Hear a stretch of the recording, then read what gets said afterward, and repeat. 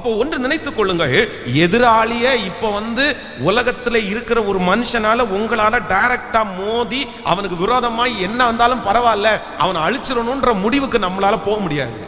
அப்போ உலகத்துல இருக்கிற மனுஷன் எதிராளியை குறித்து கவனமா இருக்கணுமோ இல்லையோ, ஆண்டவருடைய பிள்ளை எதிராளியை குறித்து ரொம்ப கவனமா இருக்கணும்.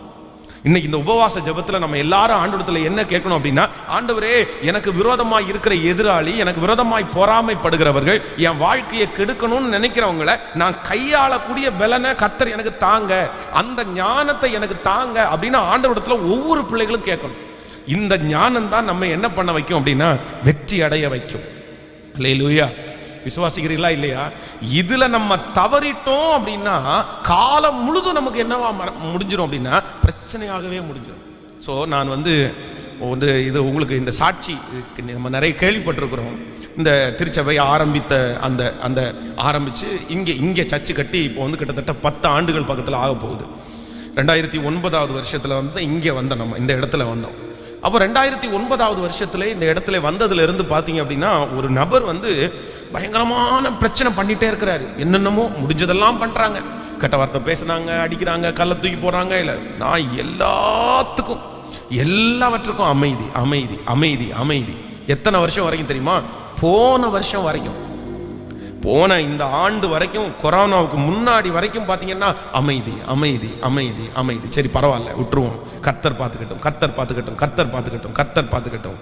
ஆனா அந்த 8-9 வருஷத்தினுடைய அமைதிக்கு பிற்பாடு இப்பொழுதுதான் நான் என்ன அறிந்து கொள்கிறேன் என்றால், நான் அமைதியா இருந்தது தான் எதிரிக்கு வீக்னஸே தவிர, நான் கிரியை செய்திருந்தா அவனுக்கு இன்னும் கொஞ்சம் பூஸ்டா இருந்திருக்கும். இப்பதான் நான் கண்டுபிடிச்சேன். அப்ப அந்த கிருபையை யாரு கொடுத்தா அப்படின்னா, நான் ஆண்டவருக்கு ரொம்ப நன்றி சொல்லுது. இத்தனைக்கும் அவங்க பண்றது எல்லாத்துக்குமே அதான் கை இல்லாதவங்க கூட பக்கத்துல கையை வாங்கி அடிச்சிடுவாங்கன்னுவாங்கல்ல, அந்த மாதிரி நியாயமே இல்லாதது, வித்தியாசமான காரணம். அது எந்த விதத்துல யார்கிட்ட சொன்னாலும் அதுல நியாயம் இருக்காது, அநியாயம். அந்த அநியாயம் கண்ணுக்கு முன்னாடி நடக்கும் போது தனக்கு விரோதமாய் எழும்பின எதிரிய அமைதி என்கிற அந்த ஒன்றை கையாளக்கூடிய கிருபையை கர்த்தர் தந்து அமைதியா இருந்துட்டோம் பாருங்க. இன்னைக்கு இந்த 10 ஆண்டுகள் தாண்டி நான் திரும்பி பார்க்கும்போது பார்த்தீங்கன்னா, அந்த எதிரி என்ன ஆனா அப்படின்னா, கொஞ்சம் கொஞ்சமாய் நான் அமைதியாக அந்த எதிரி என்னவானா அப்படின்னா பலவீனமாயிட்டே இருந்தான். இன்று கர்த்தர் என்னை பலசாலியாய் கர்த்தர் நிறுத்தி இருக்கிறார், நம்மை பலசாலியாய் கர்த்தர் நிறுத்தி இருக்கிறார், திருச்சபையை கர்த்தர் பலசாலியாய் கொண்டு வந்து விட்டார். அதே எதிரி 10 ஆண்டுகளுக்கு முன்பாக இந்த இடத்துல அப்படியே லுங்கி அப்படியே தூக்கி கட்டிட்டு, அப்படியே வாய் நிறைய பாக்கு போட்டுட்டு, அப்படியே கெட்ட வார்த்தை பேசிட்டே போன அதே நபர் 10 ஆண்டுகள் தாண்டி லுங்கியை இப்போ கீழே இறக்கி போட்டுட்டு அமைதியா ஓரமா, சரி அந்த மாதிரி போறதை என் கண்ணால பார்க்குறேன். அப்போ பெருமை சொல்லலை, நான் இந்த பலிபீடத்தில் நிற்கும் போது ஆண்டவருக்கு ரொம்ப நன்றி சொல்றேன். அந்த அமைதியை அன்னைக்கு யாரு தான் தந்தது அப்படின்னா கர்த்தர் ஒருவரே தந்தார், ஆண்டவர் தான் தந்தார். அப்படி அமைதியா இருக்கணும்னு கூட எனக்கு தெரியாதுன்னு வச்சுக்கோங்களேன். அப்படி அமைதியா இருக்கணும்னு பெருசா எதுவும் நம்ம பெருசா யார்கிட்டையும் கத்துக்கிட்டும் வரல. ஆனா என்னமோ தெரியல, ஆண்டவர் நம்ம அதுல பெருமை பாராட்டக்கூடாதுன்றதான் சொல்றேன். ஆண்டவர் நம்ம மேல வச்ச இறக்கம் அமைதியா போ, மௌனமா போ. எல்லாரும் அமைதியா போகாத அப்படின்னு சுற்றி இருக்கிற எல்லாருமே நம்ம பார்த்து சொல்றாங்க, நீ அமைதியா போனா காலம் முழுதும் அமைதியா தான் போகணும், நீ அமைதியா போனா அவ்வளவுதான் நீ வீக் அப்படின்னு நினைச்சுக்குவாங்க, நீ அமைதியா போனா உன்னை கேட்கறதுக்கு யாரும் இல்லைன்னு நினைச்சுக்குவாங்க. இப்படிப்பட்ட வார்த்தைகள் ஒன்றல்ல இரண்டல்ல, பாக்குறவங்க எல்லாம் அப்படிதான் சொல்லுவாங்க. அமைதியா போகாதீங்க சார், கடைசியில் அவன் உள்ள வரைக்கும் வந்துருவான் சார், அதை பண்ணிடுவான் இதை பண்ணிடுவான் எல்லாம் சொன்னாங்க. ஆனா என்னமோ தெரியல, ஒரு அமைதி வந்துருச்சு. இல்ல பொறுத்துரு, அமைதியாரு. இன்றைக்கு இந்த ஜெபத்துல இருக்கிற ஆண்டவருடைய பிள்ளைகளே, உங்களுடைய எதிராளியினுடைய விஷயத்துல உங்களை சுற்றி இருக்கிற எத்தனையோ பேர் உங்களை பார்த்து, உங்க பிள்ளைகளை பார்த்து நீங்க கூட நிறைய அம்மா அப்பா கூட சொல்லலாம், நீ அமைதியா இருக்காத பாப்பா, நீ அமைதியா இருக்காத, என்னைக்கு எத்தனை நாள் அமைதியா இருப்ப, நீ அமைதியா இருக்கதான் அவன் அப்படி பண்ணுவான், அமைதியா இருக்கதான் அவன் தலை மேல ஏறி ஆடுவான், அவனுக்கு தெரியாது அப்படின்னெல்லாம் உங்களுடைய மாம்சத்துல சுயத்துல நீங்க வார்த்தைகளை சொல்லலாம். இந்த கணவனாரை பார்த்து நீங்க அமைதியா இருக்காதீங்க, மனைவியை பார்த்து நீங்க அமைதியா இருக்காதீங்கன்னெல்லாம் சொல்லலாம். உங்க சொந்தக்காரங்க சுற்றி இருக்கிறவங்க எல்லாரும் நீ அமைதியா இருக்காத அப்படின்னு சொல்லலாம். ஆனா நான் நம்புறேன், கர்த்தர் கற்றுக் கொடுக்கிற ஒன்று என்னன்னா, எதிராளியை கையாளுகிற முதல் கிருபை அமைதி தாங்க நமக்கு இருக்கிற மிகப்பெரிய ஆயுதம். நன்றாய் கரங்களை தட்டி நம்ம அமைதியா இருக்கும்போது கர்த்தர் நமக்கு வாக்கு கொடுக்கிறார், நான் உனக்காக யுத்தம் பண்ணுவேன், நீ சும்மா இருப்பாய், நீ சும்மா இருப்பாய். இந்த யுத்தம் நம்முடையது அல்ல, இந்த யுத்தம் கர்த்தருடையது. கர்த்தர் நமக்காக யுத்தம் பண்ணுவார், நாம் அமைதியா இருக்க போறோம். ஹல்லேலூயா. ஸோ நம்பர் 1, முதலாவதாக ஆண்டவரிடத்துல நம்ம ஆண்டவரிடத்துல என்ன கேட்கணும் அப்படின்னு சொன்னா, ஆண்டவரே எனக்கு இந்த உபவாச ஜெபத்தில் ஒரு கிருபை வேணும். என்ன கிருபை வேணும்னா, ஆண்டவரே நான் அமைதியாக இருக்கிறதற்கு எனக்கு கிருபை வேண்டும். அப்போ நீங்க நிறைய பேர் பழைய ஏற்பாட்டினுடைய வசனத்தை எல்லாம் மேற்கோள் காட்டி சொல்லுவீங்க. அப்போ ஆண்டவர் வந்து தாவீதை பார்த்து பின்தொடர் அப்படின்னு சொன்னார்ல, இவனை கத்தியை தூக்கி போ அப்படின்னு சொன்னார்ல, அப்போ ஆண்டவர் வந்து அவங்களெல்லாம் என்கரேஜ் பண்ணார் தானே அப்படின்னு நான் நம்புகிறேன். பழைய ஏற்பாட்டில் பரிசுத்தவான்களை கர்த்தர் அப்படி நடத்தி இருக்கலாம். ஆனா புதிய ஏற்பாட்டில் கர்த்தர் என்ன சொன்னார் அப்படின்னா, ஒருவன் உன்னை ஒரு கன்னத்தில் அறைந்தால் இன்னொரு கன்னத்தை திருப்பி கொடுன்னு சொன்னாரே தவிர நீ எதிரா போன்னு சொல்லவே இல்லை. ஏன் அப்படின்னா, புதிய ஏற்பாட்டில் யுத்தம் நம்முடையதல்ல, யுத்தம் கர்த்தருடையது. அவர் செய்வார், அவர் வழக்காடுவார், அவர் நியாயம் தீர்ப்பார், அவர் இறங்கி வருவார். அவருக்கு முன்பாக நிற்கத்தக்கவன் யார்? அவருக்கு முன்பாக யார் நிற்க முடியும்?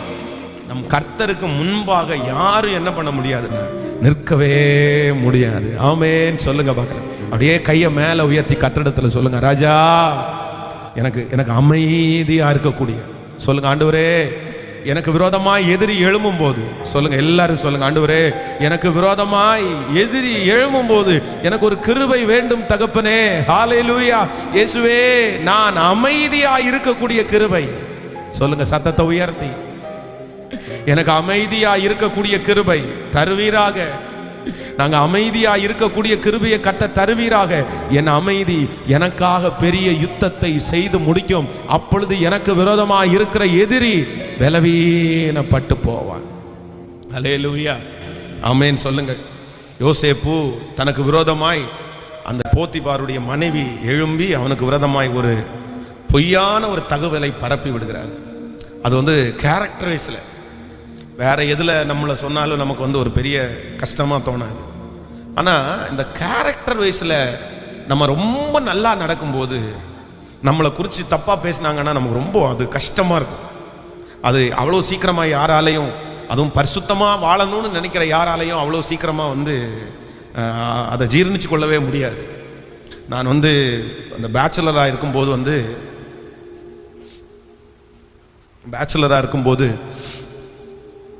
ஒரு விஷயம் வந்து ஒரு சர்ச்சில் வர ஒரு வாலிப தங்கச்சியினுடைய ஒரு அம்மா, அந்த அம்மா வந்து ஒரு 4-5 வீட்டில் போய் எங்கள் பொண்ணை வந்து பாஸ்டர் கல்யாணம் பண்ணுறேன்னு சொல்லிட்டாரு அப்படின்னு சொல்லிட்டாங்க.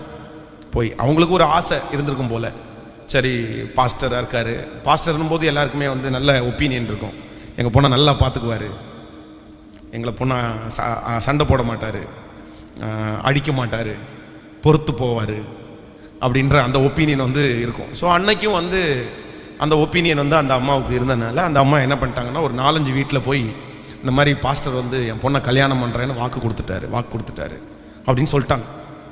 நானா அப்போ வந்து பயங்கரமான ஒரு ஸ்ட்ரிக்ட் பாஸ்டர், ஏன்னா நானே என்னை வந்து ஸ்ட்ரிக்ட் பண்ணிட்டேன் அன்னைக்கு. ஸோ நம்ம ரொம்ப வாலி வயசாக இருக்கோம், இந்த நேரத்தில் வந்து நம்ம வந்து ரொம்ப கொஞ்சம் நம்ம ரொம்ப சாஃப்டாக அந்த மாதிரியெல்லாம் இருந்துச்சு அப்படின்னு சொன்னால் நல்லா இருக்காது. ஸோ எல்லார்ட்டையும் பேச வேண்டியதாக இருக்கும் அப்படின்னு சொல்லி நானே என்ன அப்படி மாற்றிக்கிட்டேன்னு வைங்களேன். அப்படியே ஒரு பயங்கரமான ஒரு ஸ்ட்ரிக்ட் பாஸ்டர் மாதிரி, யார் உள்ள என்ன அப்படியா சரி ஓகே ரைட்டு அப்படி தான். ஸோ அப்படி தான் பேச்சே, அப்படி தான். வேறு நம்மளை சில நேரத்தில் காத்துக்கிறதுக்கு சில அப்படி தான் இருக்கணும். அதுவும் வந்து பிள்ளைகள், வாலிப பிள்ளைங்க எல்லாம் வந்துட்டாங்க அப்படின்னு சொன்னால் அவங்க வந்து பயப்படுற மாதிரி தான் அன்றைக்கி நடந்துக்கிட்டோம். அப்போ வந்து ஏன்னா அந்த அந்த சாட்சியை வந்து அப்படி பாதுகாக்கணும் அப்படின்ற ஒரு பெரிய ஒரு எண்ணம். திடீர்னு ஒரு வீட்டில் ஜெபம் பண்ண போகிறேன், அந்த அம்மா சொல்கிறாங்க, பாஸ்டர் என்ன அந்த பொண்ணை கல்யாணம் பண்ண போகிறீங்களாமாமே அப்படின்னு கேட்டாங்க. யார் சொன்னது அப்படின்னு கேட்டேன். இல்லை அந்த பொண்ணோட அம்மாவே வந்து சொன்னாங்க அப்படின்னு. சரி ஒரு டைம் ஒரு இடத்துல தானே இதுன்னு விட்டுட்டேன். அடுத்த இடம் ஜெபம் பண்ண போகும்போது அவங்க கேட்குறாங்க, பாஸ்டர் அந்த பிள்ளைய கல்யாணம் பண்ண போகிறீங்களாமாமே அப்படின்னு. எனக்கு அப்படியே 2 பேர் பேசின உடனே அப்படியே மனசில் அப்படியே அந்த பதட்டம் வந்துருச்சு. நீ நம்பினாலும் சரி நம்பலன்னு சரி தூக்கமே போச்சுங்க எனக்கு. இவங்க பேரை கெடுத்துருவாங்களோ அன்னைக்கு இந்த அளவுக்கு ஆவிக்குரிய முதிர்ச்சி, ஊழியத்தினுடைய முதிர்ச்சி எல்லாம் இல்லை. நம்ம இவ்வளோ நாளும் கட்டி காத்தோம் இந்த பேரை. இவங்க கத்தரை நம்பியிருக்கணும். ஆண்டவருக்கு அனுமதி இல்லாமல் ஒன்றும் நடக்காது அப்படின்னாவது யோசிச்சிருக்கணும். இல்லை, நம்மளை இவங்க பேரை கெடுத்துருவாங்க போல தெரியுது, சர்ச்சில் பேரை கெடுத்துருவாங்க போல தெரியுது, இல்லாத ஒன்றை இவங்க சொல்லி நம்மளை இது பண்ணிடுவாங்களோ அப்படின்ற அந்த மனப்பதட்டம் வந்து பார்த்தீங்கன்னா எனக்கு திரும்பவும் அந்த சைக்காலஜி பிரச்சனையை கொண்டு போய் விட்டுருச்சு. நான் யோசிச்சு நைட்டு ஃபுல்லாக தூங்காமல் ஐயோ பைத்தியக்காரன மாதிரி ஆய் என்ன இப்படி அப்படின்னு எல்லாம் போயிடுச்சு. அப்புறம் கர்த்தரே அதிலிருந்து ரெடி பண்ணார். அப்போ வந்து சில நேரத்தில் நம்முடைய கேரக்டர் வைஸ்லையோ நம்ம எதை ரொம்ப செய்யக்கூடாது, இல்லை எதில் ரொம்ப நல்லா இருக்கணும் அப்படின்னு நினைக்கிற அந்த காரியத்தை குறித்து நமக்கு விரோதமாக எழும்பி அசுத்தமானதை பேசும்போது நம்மளால் நிறைய பேரால் அதை ஜீரணிக்கவே முடியாது. ஆனால் இந்த யோசேப்பு வந்து இதே பரிசுத்தமாய் வாழ்வதற்காக தன்னை சிறைச்சாலை வரைக்கும் போனா கூட பரவாயில்லன்னு ஒப்பு கொடுத்தான்னு வைங்களேன். அப்படிப்பட்ட ஒரு போராட்டம் அவனுக்கு வருது. அவன் நினைச்சது மாதிரி அவனை வந்து பழியாய் சொல்லுகிறார்கள். ஆனா அந்த இடத்துல யோசேப்பை குறித்து வேதம் சொல்லுகிறது, அவன் அமைதியா இருந்தான். கூப்பிடுங்க, உங்க மனைவியை கூப்பிடுங்க சார், என்ன நடந்துச்சுன்னு நான் சொல்றேன் சார், என்ன நடந்துச்சுன்னு கேட்கலாமா? கேட்காம நீங்க என்ன எப்படி போடுவீங்க? எஜமானன் வந்து யோசேப்புக்கு பழக்கமுள்ள எஜமானன் தானே. எஜமானன் வந்து அவனோடு கர்த்தர் இருக்கிறத பார்த்து அவன் செய்கிற எல்லாவற்றையும் கர்த்தர் வாய்க்க பண்ணுகிறார் என்று கண்டு அந்த வீட்டினுடைய பொறுப்பு மொத்தத்தையும் அவனுடைய கையில கொடுத்தவர் தானே. சோ யோசேப்பின் மேல ஒரு மரியாதை வந்து அவனுடைய எஜமானனுக்கு கண்டிப்பாக இருக்குது. இல்ல சார், இதுல நான் அமைதியா இருக்க முடியாது சார், வேற எதுல வேணாலும் அமைதியா இருப்பேன், ஆனா இந்த விஷயத்துல நான் அமைதியா இருக்க மாட்டேன். எப்படி என் கேரக்டர் வைஸ்ல சொல்லும் போது நான் அமைதியா இருக்க முடியும்? நான் அமைதியா இருக்க முடியாது. அப்படின்னா நான் தப்பு பண்ணது மாதிரி ஆயிருமே. அந்த இடத்துல வேதம் சொல்லுகிறது, யோசேப்பு ஒன்றுமே சொல்லாம, இது யார் அனுமதிச்சிருக்கிறார்னா, இந்த யுத்தம் என்னுடையது அல்ல, இந்த யுத்தம் கர்த்தருடையது. அமைதியாய் இருக்கவே முடியாத ஒரு சூழ்நிலை இது. ஏன்னா இந்த விஷயத்துல அவன் நீதிமான். ஆனா அந்த விஷயத்துல கூட யோசேப்பு எப்படி இருந்தானாமா, அந்த அமைதி போத்திபாருடைய மனைவிய பலவீனமாக்கிருச்சா பலனாக்கிருச்சா? போத்திபாருடைய மனைவி நாளுக்கு நாள் பலவீனமானாங்க. அவங்களுடைய பதவி கொஞ்சம் கொஞ்சமா குறைஞ்சிருச்சு. ஆனா ஒரு நாள் யோசேப்பை கர்த்தர் எங்க வச்சார் அப்படின்னா, அவர்களை விட பல மடங்கு உயரமான இடத்துல அவனுடைய அனுமதி இல்லாமல் கையையும் காலையும் அசைக்க கூடாத அளவிற்கு கர்த்தர் உன்னதமான ஒரு இடத்துல கொண்டு வந்து வைத்தார். நான் தீர்க்க தரிசனமாய் சொல்லுகிறேன், இந்த சத்தத்தை கேட்கிற அன்பு ஆண்டவருடைய பிள்ளையே, நீங்க அந்த இடத்துல தப்பு பண்ணல, நீங்க ஆண்டவருடைய பிள்ளை. ஆனா உங்க பேரில் ஒரு சத்ரு எழும்பி உன்னை கஷ்டப்படுத்தி உன் பேரை கெடுக்க வேண்டும் என்று நினைத்த அந்த இடத்துல நீங்க அமைதியா போனதுனால கர்த்தர் வாக்கு கொடுக்கிறார், எதிரி நாளுக்கு நாள் பலவீனம் மட்டும் போவான், ஆனால் அவன் முன்பாக கர்த்தர் ஒரு நாள் உங்க கூட இருக்கிறதை கர்த்தர் நிரூபிப்பார். யோசேப்புக்கு நிரூபித்த கர்த்தர் உங்களுக்கும் உங்கள் பிள்ளைகளுக்கும் நிரூபிப்பார். அன்றைக்கு கர்த்தருடைய செய்கையை நீங்கள் காண்பீர்கள். நீங்கள் அமைதியாய் போவது பலவீனம் அல்ல, நீங்கள் அமைதியாய் போவதுதான் உங்களுக்கு பலன். ஹல்லேலூயா. ஒரு தேவனுடைய பிள்ளையினுடைய பலன் வந்து எங்க இருக்குன்னா பேசுறதுல இல்லை, எதுல இருக்கு அப்படின்னா அமைதியில தான் இருக்குது. தேவனுடைய ராஜ்யம் வந்து பேச்சிலே அல்ல, எதுல இருக்காமா, பலத்திலே இருக்கிறது. அப்போ நம்ம பேசி சாதிக்க எல்லாம் முடியாது, நம்முடைய காரியத்தினால எல்லாம் ஒன்றும் முடியாது. அப்போ ஆண்டவரே எனக்கு ஒன்று கிருபை தாரும் ஆண்டவரே. நான் என்ன பண்ணணும்னா, எனக்கு எதிரிகள் பெருகும் போது நான் எப்படி இருக்கணும்னா, பக்கத்தில் கையை பிடிச்சி சொல்லுங்க, ஆண்டவரே நான் அமைதியா இருக்கிறது எனக்கு கற்றுக் கொடுங்க ஆண்டவரேன்னு கேளு. ஹல்லேலூயா. உங்க பேர்ல நியாயம் இல்லாத போது அமைதியா இருக்கிறது இல்லை. எப்ப அமைதியா இருக்கணுமாமா? கேட்கல. இப்ப கையை பிடிச்சு சொல்லுங்க, நியாயம் இருக்கும் போது அமைதியா இருக்கணும். உங்களுக்கு பலன் இல்லாத போது அமைதியா இல்ல, பலன் இருக்கும் போது அமைதியா இருக்கணும். நம்ம அமைதியா இருப்போம் எப்போ? கேட்கல. பலன் இல்லாத போது, இந்த மாமியார் மருமகள், மாமனார் மாமியார் ரொம்ப வயசாகி படுத்து கிடந்தாங்கன்னு வைங்களேன், ஏமா ஏதாவது கொடுங்கம்மா, கடை தர்றேன் அப்படின்னு சொன்னாங்கன்னு வைங்களேன், இந்த மாமனார் மாமியார் சரி கொண்டு வா. ஏன்னா அவங்களுக்கு என்ன இல்லை, பலன் இல்லை, ஏத்து பேச முடியாது. ஒருவேளை அந்த மருமகளை ஏத்து பேசினா என்ன ஆயிரும், பாயா வீட்டை விட்டு, அது ஒருவேளை நம்மளை அப்படி பண்ணாங்க. ஆனா அதே நேரத்தில் ஒரு 48 வயசு 50 வயசுக்குள்ளதான் இருக்காரு மாமனார் மாமியாங்க. அம்மா கொஞ்சம் தண்ணி எடுத்துட்டு வாமான, சும்மா கடை நான் எடுத்துட்டு வரேன் அப்படின்னா, என்ன வாழை வந்திருக்கு வீட்டில், எனக்கே விரோதமா பேச நீ, நாளைக்கு உன் அப்பா வீட்டில் அனுப்பி விட்டுருவோம். நான் என்ன நினச்சிட்டு இருக்கிற நீ? அப்போ நம்ம பலம் இருக்கும்போது நம்ம அமைதியா இருக்கிறோம் பாருங்க, அதுதாங்க நம்முடைய தேவனாகிய கர்த்தர் அமைதியா இருந்தார். எப்ப அமைதியா இருந்தார்? அவர் சகலவற்றையும் செய்வதற்கு பலன் இருந்தும்.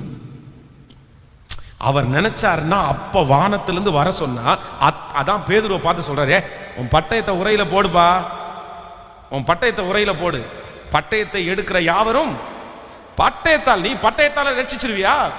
நீ சண்டை போட்டு ரட்சிச்சிருவியா? நீ வந்து வாக்குவாதம் பண்ணி ரட்சிச்சிருவியா? முடியாதுப்பா. உன் பட்டயத்தை உரையிலே போடு.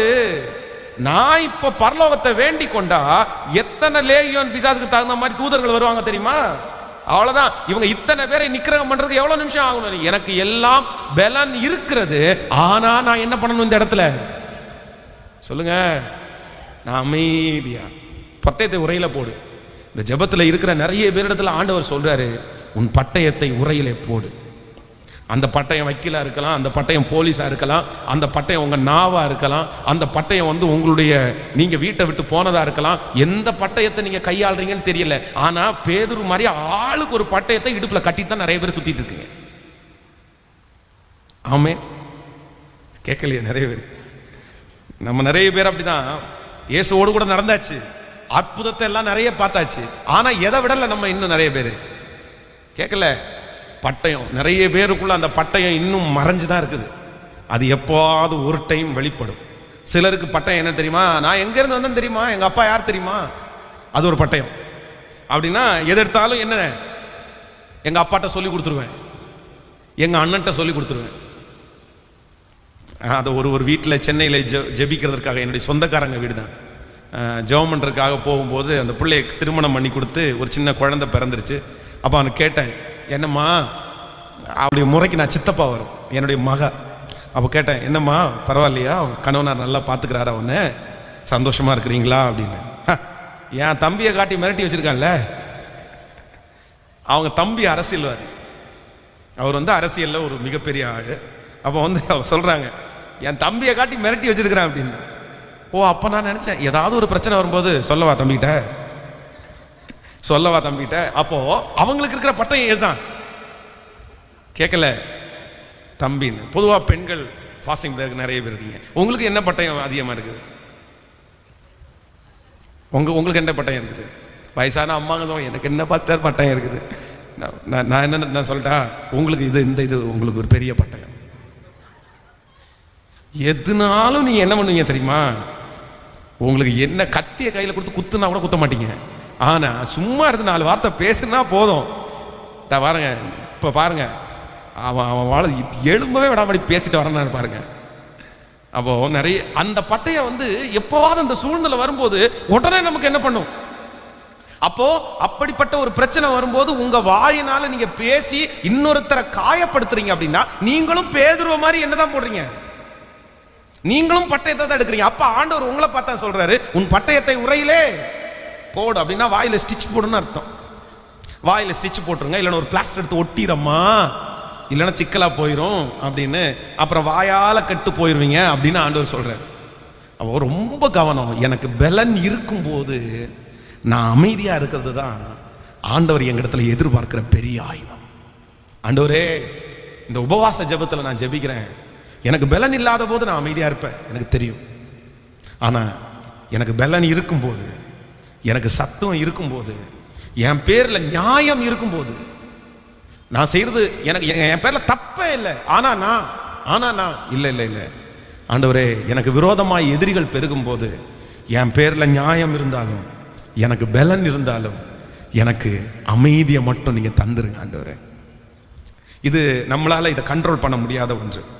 இது நம்ம நிறைய பேர் அமைதியா இருப்போம், ஆனா எப்பவும் சுதாகரிப்பா இருப்போம்னு நமக்கு கேட்கல, தெரியாது. ஏன்னா நம்ம மனுஷங்க தானே. ஒரு 10 விஷயத்துல நம்ம அமைதியா இருப்போம், ஆனா 11வது விஷயத்துல நமக்கு என்ன வந்துடும்? டக்குன்னு நம்ம மாறிடும். ஆனா நான் என்ன நம்புறேன் அப்படின்னா, அந்த 11வது இடத்துலையும் நம்மளை அமைதியா வைக்கிறவர் யார் அப்படின்னா கர்த்தரே. நம்ம அமைதியா இருப்போம். அப்ப கையை உயர்த்தி ஆண்டவரிடத்துல கேளுங்க, ஆண்டவரே, எனக்கு பலன் இருக்கும்போது, என்னுடைய பக்கத்துல நியாயம் இருக்கும் போதும், சொல்லுங்க, அப்பா பார்த்து சொல்லுங்க, ஆண்டவரே நியாயம் இருக்கும் போதும் எனக்கு ஒன்று தேவை ராஜா, எனக்கு ஒரு அமைதியை தாரும் ஆண்டவரே. ஹalleluya. நீர் எனக்காக யுத்தம் பண்ணுவீர் என்று எனக்கு தெரியும்.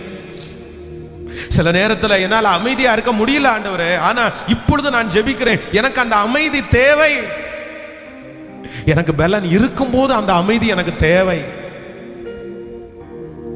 எனக்கு பலன் இருக்கும் போது கைகளை உயர்த்தி, அப்பா இது எப்பொழுதும் பயன்படுகிறது போல நீர் எனக்குள்ள இந்த கிருபையை நான் மரணம் அடைகிற வரைக்கும் ஆண்டவரே நான் கேட்காமல, இன்னைக்கு ஒரு நாள் ஃபாஸ்டிங் பிரேயர்ல கேட்கிறேன், ஆனா எனக்கு சாகிற வரைக்கும் ஆண்டவரே எனக்கு அந்த அமைதி, எனக்கு பலன் இருக்கும் போதும், என் பக்கத்துல நியாயம் இருந்தாலும் அந்த அமைதியை கர்த்தர் கட்டளை இடுவீராக ராஜா. ஹalleluya. நன்றி ஆண்டவரே, நன்றி நன்றி நன்றி. உங்களுக்கு காத்திருக்கட்டும் ஆண்டவரே, மழைக்காக காத்திருக்கும் பயிர் போல நான் காத்திருப்பேன். கீழ்காற்று வீசும் என்று ஆவலுடன் எதிர்பார்த்திருப்பேன். மழையாக இறங்கணுமே, என்னை முழுதும் நானை காணுமே. சொல்லு, மழையாக மழையாக. ஏசப்பா ஏசப்பா ஏசப்பா, என்னை முழுதும். திரும்ப திரும்ப கைய மேல உயர்த்தி, மழையாக மழையாக என்னை முழுவதும் கழுவுங்க ஆண்டவரே. நீரம் கடுமே என் அன்பே என் உயிரே,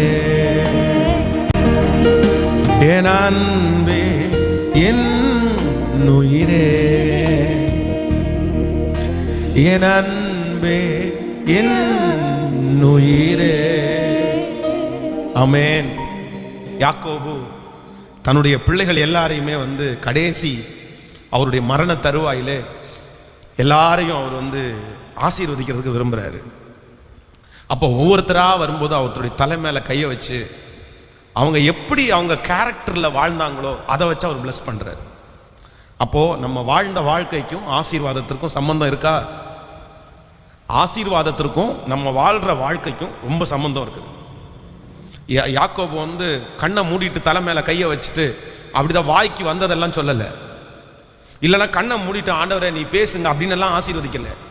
கண்ணை திறந்து, ஓ யூதாவா வாப்பா, சிமியானா வாப்பா, லேவியா வாப்பா, இசக்காரா வாப்பா, யோசேப்பா வாப்பா, அவங்கள நல்ல கண்ணை திறந்து பார்த்து அவங்களுடைய கேரக்டர் என்னமோ அதற்கு தகுந்த மாதிரி தான் அவர் பிளஸ் பண்றாரு. அப்போ சொல்லும்போது சிமியோனையும் லேவியையும் பார்த்து சொல்றாரு, அவர்களுடைய ஆயுதங்கள் என்னவாமா? சிமியோனின் லேவியின் ஆயுதங்கள் கொடுமையின் கருவிகள். என் ஆத்துமாவே அவர்களுடைய ரகசிய ஆலோசனைக்கு உடன்படாது. அவங்க இந்த மாதிரி பண்ணிட்டாங்கன்றத அந்த வசனத்தை வச்சு, அந்த வார்த்தையை வச்சு அவங்கள ரெண்டு பேருடைய தலை மேல கையை வைக்கிறாரு. கவனிங்க, இப்போ ஏன் அப்படின்னு நீங்க கேட்டு பார்த்தீங்கன்னா, அவங்களுடைய சகோதரி ஒரே ஒரு பொண்ணு, எத்தனை பசங்கள் மத்தியிலையும் தீனாளை குறித்து உங்களுக்கு தெரியும். ஆனா இந்த தீனாள் என்ன பண்ணுவோம் அப்படின்னு சொன்னா, அந்த புது தேசத்துக்கு ஒரு புது பட்டணத்துக்கு வர்றாங்க, குடிபெயர்ந்து வந்த உடனே அந்த தேசத்தினுடைய பெண்களை பார்க்க போகணும்னு, அது அந்த ஊரை சுத்தி பார்க்கணும்னு ஒரு ஆசை அவளுக்குள்ள வருது. உடனே யாரையும் கூட்டிட்டு போகாம அங்க இருக்கிற ஃப்ரெண்ட்ஸை, சகோதரிகளை கூட்டிட்டு ஊரை சுத்தி பார்க்க போகும்போது அந்த நாட்டினுடைய ராஜா அவனுடைய மகனுடைய கண் அவன் மேல பட்டு அவளை கடத்திட்டு போய் அவங்கள கற்பழிச்சிட்டான் அப்படின்னு பைபிள் சொல்லும். அப்போ இதுல கேர்ள்ஸ் நம்முடைய பெண் பிள்ளைகளை நம்ம இதுல கவனமா பாதுகாக்கணும் அப்படின்றது பைபிள் நமக்கு இது சொல்லி தருது. இந்த டூர் போறாங்க பாருங்களேன், இடம் பார்க்க போறாங்க, ஊர் சுத்தி பார்க்க போறாங்க பாருங்க, இதுலயே ஒரு ஸ்பிரிட் மூவ் ஆயிட்டே இருக்கும் பாருங்க. இந்த டூருக்கு போறாங்க பாருங்களேன், இந்த பிள்ளைங்க நிறைய பேரை, காலேஜ் ஸ்கூல் படிக்கிற பிள்ளைங்க எதுல அவன் தடுமாறுனா நீங்க கேள்விப்பட்டீங்க அப்படின்னு சொன்னா 80% பேர் இந்த டூருக்கு போகும்போது தடுமாறுவாங்க பாருங்க. அந்த சந்தோஷத்துல என்ன பண்ணணும்னு தெரியாது, கூட போகும்போது அந்த மாதிரி 2-3 நாள் தனியா இருக்கிறதுனால என்ன பண்ணணும்னு தெரியாது. நிறைய பேர் இதுல பாதிக்கப்படுறாங்க. அப்போ உங்கள் பிள்ளைகளை நீங்கள் காப்பாற்ற வேண்டும் என்றால் இந்த மாதிரி விஷயத்துல நீங்க ரொம்ப கவனமா இருக்கணும். ஒண்ணு, உங்க கூட நீங்க கூட்டிட்டு போங்க, தப்பு இல்லை. ஏதாவது ஊரை பார்க்க போகணுமா அப்படின்னா உங்க பிள்ளைங்களை உங்க கூட நீங்க கூட்டிட்டு போறது ஒன்றும் தப்பு இல்லை. ஆனா நீங்க தனியா இன்னொருத்தரை நம்பி உங்கள் பிள்ளைகளை அனுப்புறதுல ரொம்ப ஜாக்கிரதையா இருக்கணும். அதற்காக ஸ்பெஷலா ஜெபிக்கணும். சில பிள்ளைகள் சில தகப்பன் தாயார் சில பிள்ளைகள் வெளியூர்ல வேலை பார்க்குறாங்க. அவங்களுக்கு நிறைய ஃப்ரெண்ட்ஸு, பட் என்னன்னா சூழ்நிலை அப்படி வேலை பார்த்து தான் ஆகணும். அவங்க படித்த படிப்புக்கு கிராமத்தில் வேலை இல்லை, அவங்க இருக்கிற இடத்துல வேலை இல்லை, சிட்டியில் தான் வேலை இருக்குது. அதனால தன்னுடைய பிள்ளையை அனுப்பணுன்ற ஒரு கட்டாயத்துக்குள்ள நிறைய பேர் போறாங்க. ஆனால் நான் என்ன நம்புறேன் அப்படின்னா, நீங்க ரொம்ப கேர்ஃபுல்லாக இருக்கணும். இந்த வெளியூர் போற பிள்ளைகளை குறித்து நீங்க ரொம்ப கவனமா இருங்க. நம்முடைய கோயம்புத்தூர் பட்டணத்தில் கூட பார்த்தீங்க அப்படின்னா, இந்த லட்சுமி மில்ஸ் ரோடு, அந்த அவினாஷ் ரோடை பார்த்தீங்க அப்படின்னா அதில் நிறைய காலேஜஸ் இருக்குது. இந்த காலேஜ் அந்த ஏரியாவில் போய் ப்ரேயர் வாக்குக்காக நடந்து ஜோம் பண்ணுறதுக்காக கொஞ்ச நாள் நீங்கள் நடந்து ஜோம் பண்ணுங்க, பார்க்கலாம். உங்களுடைய கண்களுக்கு நீங்கள் என்னென்ன காட்சிகளை பார்க்குறீங்கன்னு பார்க்கலாம். அத்தனையும் காலேஜ் பசங்க பிள்ளைங்க அவங்க சேர்ந்து பேசிக்கொள்வது, அவங்க சேர்ந்து அந்த போட்டோஸ் எடுத்துக்கிறது, அவங்களுடைய அந்த பழக்க வழக்கங்கள் எல்லாம் பார்த்தீங்க அப்படின்னா நமக்கு ரொம்ப கஷ்டமா இருக்கும். ஆனா அத்தனை பிள்ளைகளும் பார்த்தீங்க அப்படின்னா வெளியூர்ல இருந்து உள்ள பிள்ளைங்கள தான் இருப்பாங்க. உள்ளூர்ல உள்ள பிள்ளைங்க ரொம்ப குறைவா இருப்பாங்க. எல்லாம் இன்னொரு ஊர்ல இருந்து இந்த இடத்துல ஹாஸ்டல் எடுத்து தங்கி இங்க யாரோ ஒரு தம்பியிட பேசி தங்கச்சிட்ட பேசி தங்களுடைய வாழ்க்கையை கெடுத்து கொள்ளுகிற பிள்ளைகளை நான் இந்த கொடிசியா பக்கத்தில் ஒரு நாள் அந்த ப்ரேயர் வாக்குக்காக நடந்து ஜெபம் பண்ணிட்டே இருக்கிறேன். அப்போ அந்த அன்னைக்கு அங்கே லீவ், அந்த கவர்மெண்ட் ஒரு லீவ் நாள் ஒரே ஒரு பெட்டி கடை மட்டும் அங்கே திறந்துருக்குது. அப்போ அந்த இடத்துல நான் அங்கேயும் இங்கேயும் வாக் பண்ணிட்டு நடந்து ஜெபம் பண்ணிட்டு இருக்கிறேன். அந்த இடத்துல நான் ஒரு 20 நிமிஷம் இருந்திருப்பேன். அந்த 20 நிமிஷத்துல பார்த்தீங்க அப்படின்னா 200 வாலிப பசங்க வந்திருப்பாங்க. 200 வாலிப பசங்க வராங்க, பைக்கை விட்டு இறங்குறாங்க, கையில் சிகரெட்டை வாங்கிக்கிறாங்க, இல்லை ஏதோ ஒன்று வாங்கிக்கிறாங்க.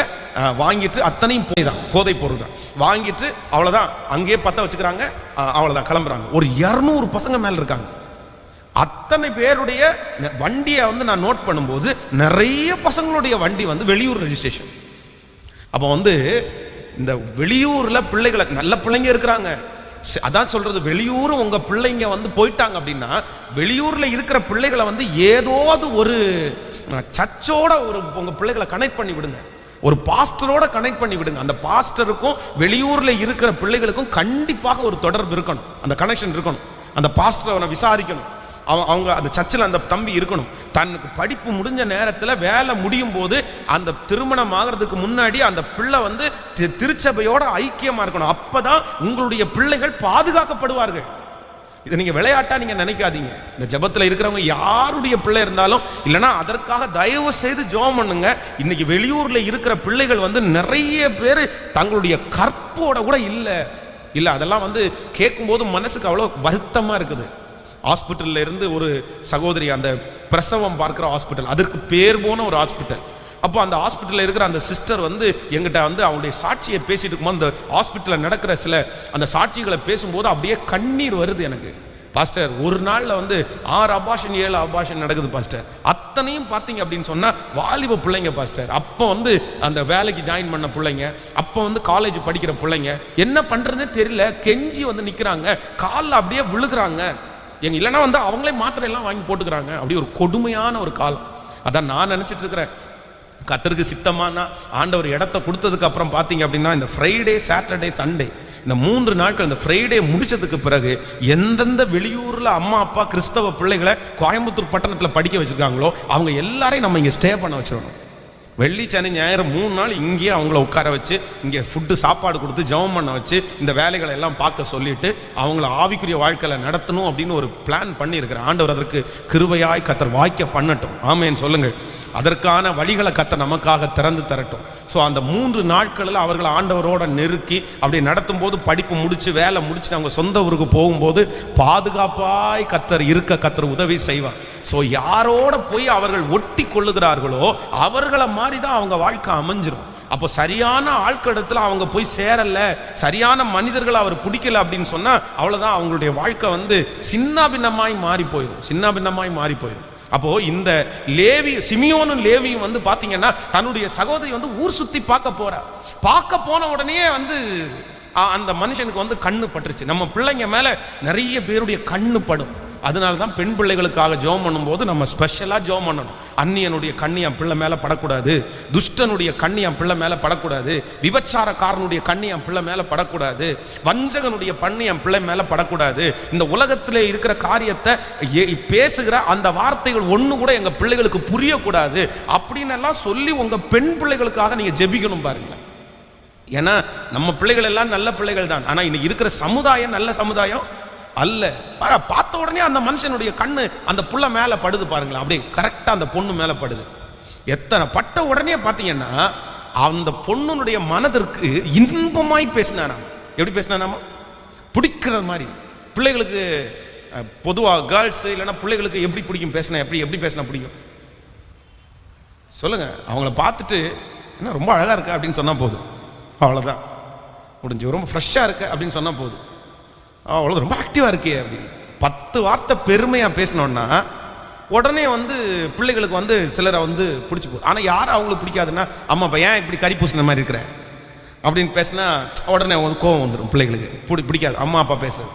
அப்போ சில வந்து எல்லாரையும் சொல்லல, சில உலகத்துல இருக்கிற வந்து ஆண்களும் சரிதான் பெண்களும் சரிதான் என்ன அப்படின்னு சொன்னா அப்படிப்பட்ட ட்ரிக்ஸை வந்து மனசுல வச்சுக்கிறாங்க. அவங்களுக்கு என்ன பேசினா பிடிக்கும் அப்படின்னு தெரிஞ்சு வச்சு அதற்கு பேசுறது, அதுக்கு தகுந்த மாதிரி பேசி அவங்க மனசை அவங்க பக்கமா இழுக்கிறாங்க. அப்போ அந்த நாட்டினுடைய அந்த ராஜாவினுடைய மகன் பேசுறது அந்த பொண்ணுக்கு வந்து ரொம்ப பிடிச்சி போயிடுச்சு. ஓகே ரைட்டு, இப்போ இந்த சிமியனும் லேவியும் ஒரு தீர்மானம் எடுக்கிறாங்க. அது எப்படி என்னுடைய சகோதரியை வந்து அவன் ஒரு வேசியை போல நடத்தலாம்? என்ன எங்கள் தங்கச்சியை வந்து பார்த்த உடனே நீ கூட்டிகிட்டு போயிட்டு நீ கற்பழிச்சிருவியா? நாங்கள் என்ன வந்து அப்படி அமைதியாக இருப்போமா? நாங்கள் பார்த்துட்டு சும்மா இருப்போமா? அப்படி வந்து ஒரு பெரிய அந்த இடத்துல பார்த்தீங்கன்னா ஒரு சூழ்ச்சி, அது ஒரு சூழ்ச்சி தான். அவங்களெல்லாம் வர சொல்லி அவனுக்கு மனசெல்லாம் யார் மேலே இருக்குது? அவன் ராஜான்றதை மறந்துட்டான். இப்போ மனசெல்லாம் யார் மேலே இருக்குது? இந்த பொண்ணு மேலே இருக்குது, தீனாள் மேலே இருக்குது. உடனே தீனாளை கல்யாணம் பண்ணி கொடுத்துருங்க, உங்களுக்கு நீங்கள் கேட்குறதெல்லாம் செய்கிறோம் அப்படின்னு. உடனே யாக்கோபு சொல்கிறாரு, எப்பா நாங்கள் அந்த மாதிரி கல்யாணம் பண்ணி கொடுக்க முடியாது. சரி கல்யாணம் பண்ணி கொடுக்குறதுக்கு என்ன ப்ரொசீஜர்? இல்லை எங்களுக்கு எல்லாருக்குமே வந்து பார்த்தீங்கன்னா விருத்த சேதனம் பண்ணணும். சரி பரவாயில்ல, நாங்களும் எங்கள் குடும்பம் எல்லாமே என்ன பண்ணிடுறோம். அப்போ இந்த கல்யாணத்துக்காக ஞானஸ்நானம் எடுக்கிறாங்க மாதிரி அந்த மாதிரி கேட்பான். சில பசங்களை வந்து கல்யாணம் பண்ணி கொடுக்கணும், அதை இந்த பிள்ளைய தான் பார்த்து அதில் கல்யாணம் பண்ணணும். கல்யாணம் பண்ணி கொடுக்க முடியாதுடா, கல்யாணம் பண்ணி கொடுக்கணும்னா நீ ஞானஸ்நானம் எடுக்கணும். அது என்ன ஞானம்னாலும் பரவாயில்ல சார் நான் எடுத்துக்கிறேன். அவனுக்கு ஞானஸ்நானம்னா என்னன்னே தெரியாது. கேட்டால் சொல்கிறான், சார் அது என்ன ஞானம்னாலும் பரவாயில்ல சார் நான் எடுத்துக்கிறேன். அந்த ஆர்சி திருச்சபைக்கெல்லாம் நிறைய பேர் போவாங்க பாருங்களேன். அப்போ வந்து வாயில் அந்த அப்பத்தை வைப்பாங்க பாருங்களேன். அதுவா சார்? ஒருத்தன் இப்படி கேட்குறான் என்கிட்ட வந்து, நம்ம சர்ச்சில் வந்துருக்க ஒரு பிள்ளைய வந்து அவன் நேச்சிருக்கிறான் போல, கல்யாணம் பண்ணணும் அப்படின்றான். அவன் வந்தான் என்கிட்ட வந்து, என்ன ஃபாதர் இந்த பிள்ளைய நான் கல்யாணம் பண்ணணும் ஃபாதர் அப்படின்னு. சும்மா கல்யாணம் பண்ண முடியாதுடா, அதுக்கு வந்து நிறைய ப்ரொசீஜர் இருக்குது, நாங்கள் வந்து ஆவிக்குரிய பிள்ளைங்களுக்கு தான் கொடுக்க முடியும் அப்படின்னு. அது என்ன பண்ணணும் சார் அப்படின்னு. அது ஞானஸ்நானம் எடுக்கணும். உடனே அப்படியா சார், எந்த ஞானம்னாலும் நான் எடுக்கிறேன் சார் அப்படின்னு. எனக்கு உடனே அப்படியே சிரிப்பு வருது. உடனே அடுத்த நிமிஷம் சொல்கிறேன், சார் இந்த சர்ச்சில் எல்லாம் கொடுப்பாங்களே சார் அந்த பேப்பர் மாதிரி ஒன்று வாயில் வச்சா உடனே கரைஞ்சு போயிருமே, ஏற்கனவே நான் எடுத்துருக்கேன் சார். ஏற்கனவே எடுத்துருக்காராமா அவரு. அப்போ எங்கேயோ ஒரு இடத்த கொடுக்கும்போது வாயை கொண்டு போய் நீட்டிருக்கான் போல தெரியுது. அதுவே ஆபத்துறாவன். அப்போ வந்து அதுவான்னு கேட்குறான். ஸோ அது இல்லைப்பா அப்படின்னா அவனுக்கு வந்து அந்த மாதிரி இன்னைக்கு கல்யாணத்துக்காக ஞானஸ்நானம் எடுக்கிற மாதிரி அன்னைக்கு கல்யாணத்துக்காக வந்து விருத்த செய்யணும். நான் மட்டும் கூட அது ஊரில் உள்ள எல்லா ஆம்பளைங்களையும் பண்ண வச்சுட்டாங்க. இப்போ இவங்க 2 பேரும் கரெக்டாக அதை பார்த்துட்டு இருந்து வஞ்சகமாக இப்போ பழி வாங்க பார்க்குறாங்க பாருங்க. என் சகோதரி நீ வேசியை போல நடத்தின இல்லைன்னு சொல்லி கத்தி எடுத்துட்டு 2 பேரும் ஒருத்தருக்கு ஒருத்தர் பேசிட்டு அன்னைக்கு நைட்டோடு நைட்டாக போய் எல்லாருக்கும் வலியினால துடிச்சு போய், அவங்க ஏற்கனவே விருத்த சேதனம் பண்ணிட்டு பலவீனமாக இருக்காங்க, எல்லாரையும் கொண்டு போட்டாங்க. அந்த ஒரு சாபம் வந்து யாக்கோபு அவங்கள ஆசீர்வதிக்கும் போது சொல்றாங்க, உங்க கையில் இருக்கிற ஆயுதங்கள் வந்து அது கொடுமையின் கருவி. சிமியோனின் லேவியும் ஏக சகோதரர்கள், அவர்களுடைய பட்டயங்கள் கொடுமையின் கருவிகள். அடுத்து அவர் சொல்லும்போது ரொம்ப அழகா சொல்றாரு. அடுத்த வசனம், என் ஆத்துமாவே அவர்களுடைய ரகசிய ஆலோசனைக்கு உடன்படாதே, என் மேன்மையே அவர்கள் கூட்டத்தில் நீ சேராதே. அவர்கள் தங்கள் கோபத்தினாலே ஒரு புருஷனை கொன்று தங்கள் அக்கிரமத்தினாலே அரண்களை நிர்மூலமாக்கினார்களே. அடுத்ததாக, உக்கிரமான அவர்கள் கோபமும் கொடுமையான அவர்கள் மூர்க்கமும் சபிக்கப்பட கடவது. யாக்கோபிலே அவர்களை பிரியவும் இஸ்ரவேலிலே அவர்களை சிதறவும் பண்ணுவேன். சிதறவும் பண்ணுவேன். அப்போ கவனிங்க ஆண்டவருடைய பிள்ளைகளே, நம்ம பழி வாங்குதல் நமக்குரியது.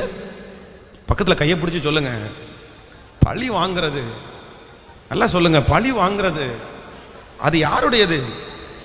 அவங்க தப்பே பண்ணிட்டாங்க, அவங்க பண்ணினது நியாயமே இல்லை, அவங்க பண்ணினது அநியாயம்.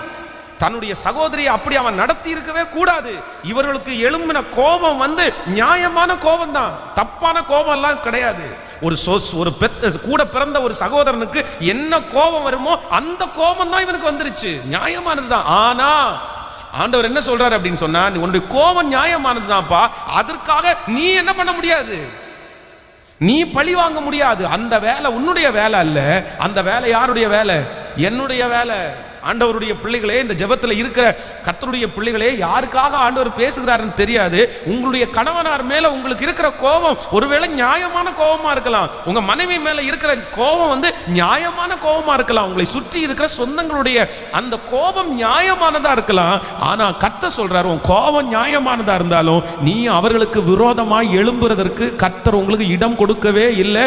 நீங்க அவங்கள நியாயம் தீர்க்க முடியாது, நீங்க அவங்களுக்கு விரோதமா யுத்தம் பண்ண போக முடியாது. யுத்தம் கர்த்தருடையது, பழி வாங்குதல் கர்த்தருடையது, நமக்குரியது அல்ல. இப்போ சிமியோனி லேவி தன்னுடைய சகோதரிக்காக தன்னுடைய கோபத்தினால போய் பழி வாங்கிட்டாங்க. அவங்க அத்தனை ஆம்பளை பிள்ளைகளையும் கொண்டு போட்டாங்க. உள்ளதான் சரி, என்ன நடந்துச்சு? அதனால இழந்து போன ஒரு கற்பை தன்னுடைய சகோதரிக்கு திரும்ப கொடுக்க முடிஞ்சிருச்சா? இல்ல தன்னுடைய சகோதரியை திரும்ப வாழ வைக்க முடிஞ்சிருச்சா? இல்ல, தன்னுடைய சகோதரியை வாழ வைக்கவும் முடியல, தன்னுடைய சகோதரி இழந்து போன கற்பை அவங்களால திரும்ப கொடுக்கவும் முடியல.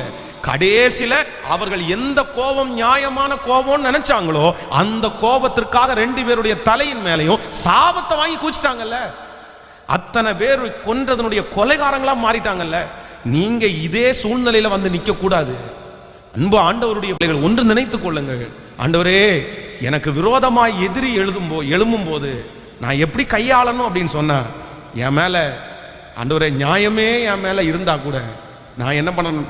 அமைதியா நான் அவங்கள ஒரு நாள் என்ன பண்ணிடக்கூடாதுன்னா பழி வாங்கவே கூடாது. அந்த வேலை என்னுடையது. சொல்லுங்க பார்க்கலாம், எல்லாருமே சொல்லுங்க, பக்கத்தில் கையை பிடிச்சி சொல்லுங்க, அந்த வேலை என்னுடையது அல்ல. உன் மனசை பார்த்து சொல்லுங்க, அந்த வேலை என் வேலை அல்ல.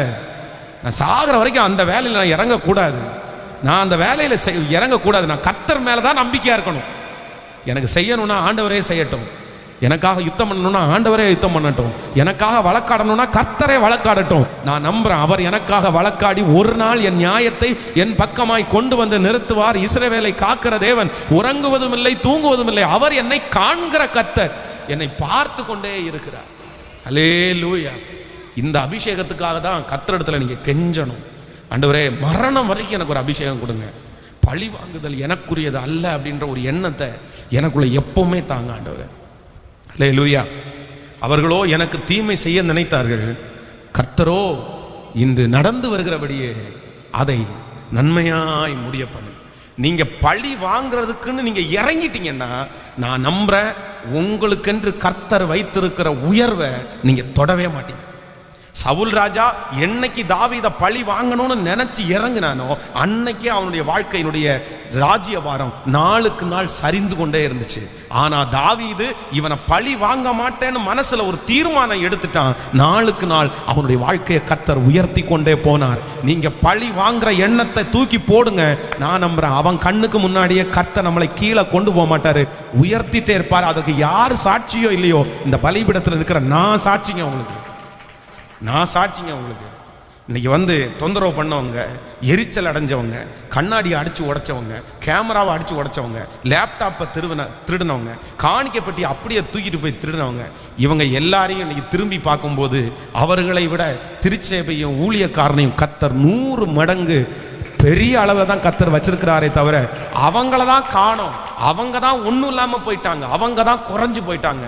ஆனால் பழி வாங்குறதுக்கு பலன் இருந்தும் அமைதியாக இருந்தவங்களை கர்த்தர் இன்னைக்கு வாழ தான் வச்சிருக்கிறார். யாருக்காக ஆண்டவர் இந்த வார்த்தையை கொடுக்குறாருன்னு எனக்கு தெரியல. ஆனால் யாரோ ஒருத்தரிடத்துல தெளிவாக பேசுறாரு, இந்த யுத்தம் உன்னுடையது அல்ல, இந்த யுத்தம் கர்த்தருடையது. இந்த யுத்தத்தை நடத்த போகிறவர்கள் நீங்கள் அல்ல. இஸ்ரவேல் வம்சத்தாரே, கம்ஃபோர்ட் திருச்சபையாரே, இந்த சத்தத்தை கேட்கிற ஒவ்வொரு தேவனுடைய பிள்ளையே, இந்த யுத்தத்தை பண்ண போகிறவர்கள் நீங்கள் அல்ல, இந்த யுத்தத்தை பண்ண போகிறவர் கர்த்தர். கர்த்தர் உங்களுக்காக யுத்தம் பண்ணுவார், நீங்கள் சும்மா இருப்பீர்கள். நம்புறவர்கள் கரங்களை தட்டி கர்த்தருடைய சமூகத்தில், ஆண்டவரே எங்களுக்கு அப்படிப்பட்ட ஒரு கிருபையை கர்த்தர் எங்களுக்கு தருவீராக. ஆமென். எஸ்தரின் புஸ்தகம் 5ஆம் அதிகாரத்திலே 14வது வசனத்தை நீங்கள் வாசிப்பீர்களே. ஆனால் எஸ்தரின் புஸ்தகம், ஸ்தோத்திரம், வாசிக்கலாமா யாராவது ஒருத்தர்? 5ஆம் அதிகாரத்திலே 15வது வசனத்தை வாசிக்கலாம், 14வது வசனத்தை வாசிக்கலாம். 5ஆம் அதிகாரம். அப்பொழுது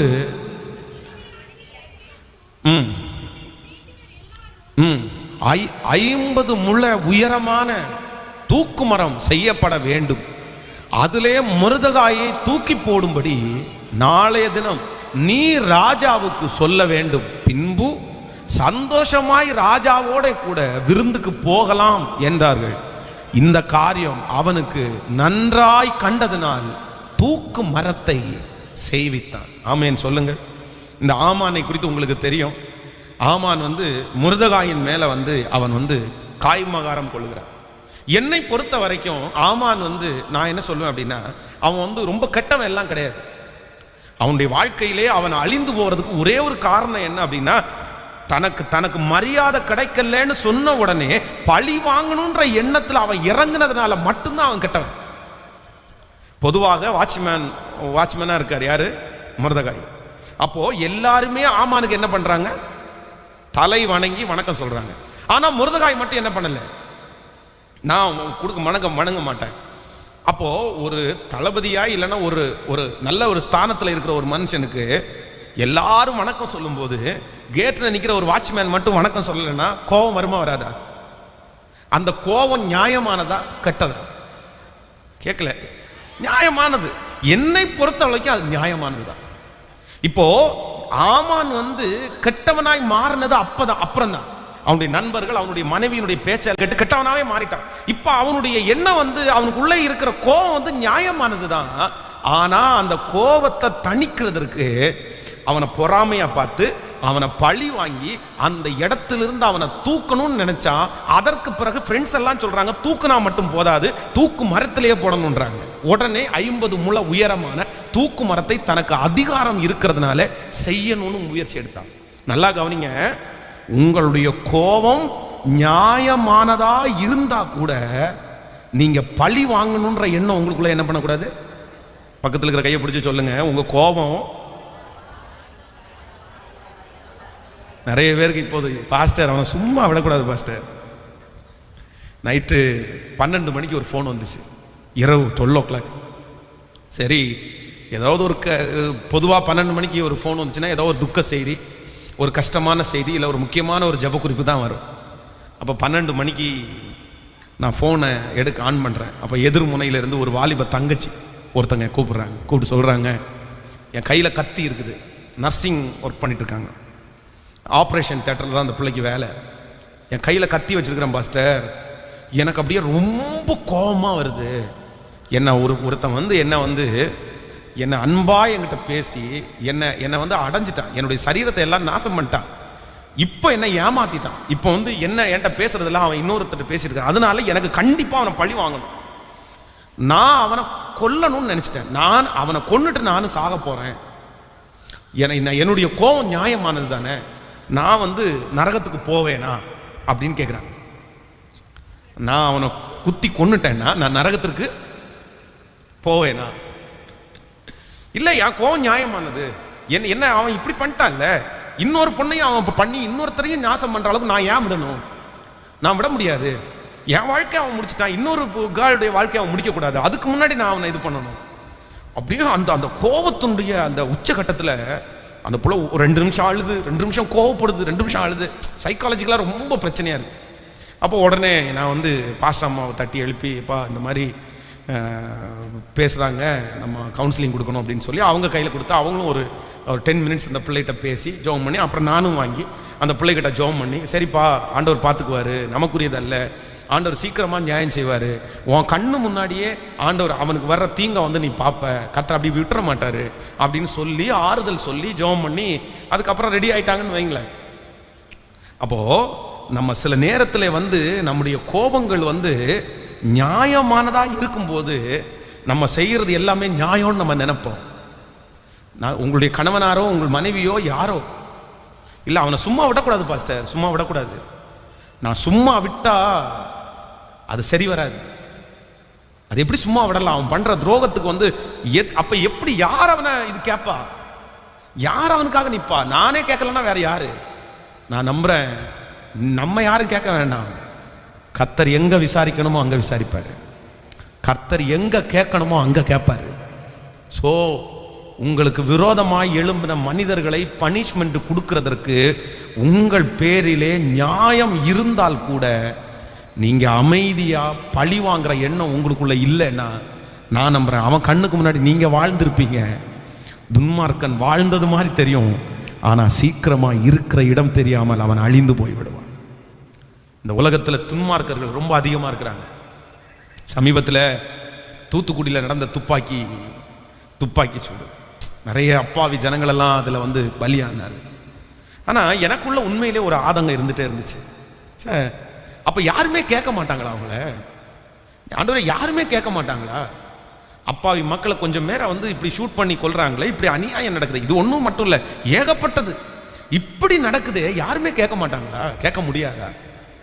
ஆனால் இப்போ கடந்த நாட்களில் வந்த நியூஸின் படி இல்லை, திரும்பவும் வந்து அந்த கேஸை யார் பண்ணுனா என்ன பண்ணுனா அப்படின்றத விசாரிக்கிறோம் அப்படின்னு கேட்கும்போது சரி பரவாயில்ல, ஏதாவது ஒரு நியாயம் கிடைச்சா நல்லா தான் இருக்கும். ஏன்னா அப்படியே நம்ம வந்து அந்த அது ஒருவேளை நாங்கள் அமைதியாக இருக்கலாம் ஆண்டவரே, ஆனால் நீங்கள் அமைதியாக இருக்கலாமா? உங்களுடைய வாழ்க்கையில் வந்து இந்த ஜெபத்தில் இருக்கிறவங்க நீங்கள் நிறைய பேர் பாதிக்கப்பட்டிருக்கலாம். எனக்கு விரோதமாய் நடந்த துரோகம் கொஞ்சம் இல்லை, மனசாட்சியே இல்லாத மனிதர்கள். ஆனால் இப்போ எனக்கு ஒரு நல்ல சான்ஸ் கிடைச்சிருக்குது, அவனை பழி வாங்கக்கூடிய ஒரு நல்ல ஒரு வாய்ப்பு. இந்த வாய்ப்பை நான் விட்டா இனி இந்த மாதிரி ஒரு வாய்ப்பு கிடைக்காது, இதுதான் ரைட் டைம், நான் போகிறேன், நான் சொல்ல போகிறேன் அப்படின்ற ஏதாவது ஒரு எண்ணம் இருந்துச்சுன்னா ஆண்டவர் என்ன சொல்கிறார் அப்படின்னா, அது உன் வேலை இல்லை, அது உன் வேலை இல்லை. ஆமே கேட்கல, நிறைய பேருக்கு ஆமேனே வரமாட்டேன். சத்தமாக நமக்கு வாய்ப்பு தரலைன்னா நம்ம என்ன பண்ணிடுவோம்? ஓகே இந்த யுத்தம் யாருடையது, ஆனா வாய்ப்பு கிடைச்சா. இன்னைக்கு மேனேஜரா இருக்காங்க, உங்களை ரொம்ப வாட்டுன்னு வதட்டாங்க, நீங்க ஒரு சாதாரணமான மனுஷன் இருக்கீங்க. இப்ப நாளைக்கு நீங்க ஓனர் ஆயிட்டீங்க, அவன் சாதாரணமான மேனேஜர் ஆயிட்டான், என்ன பண்ணுவீங்க? நம்ம நிறைய பேர் சாராளமா மாதிரி கொந்தளிச்சிட மாட்டோம்.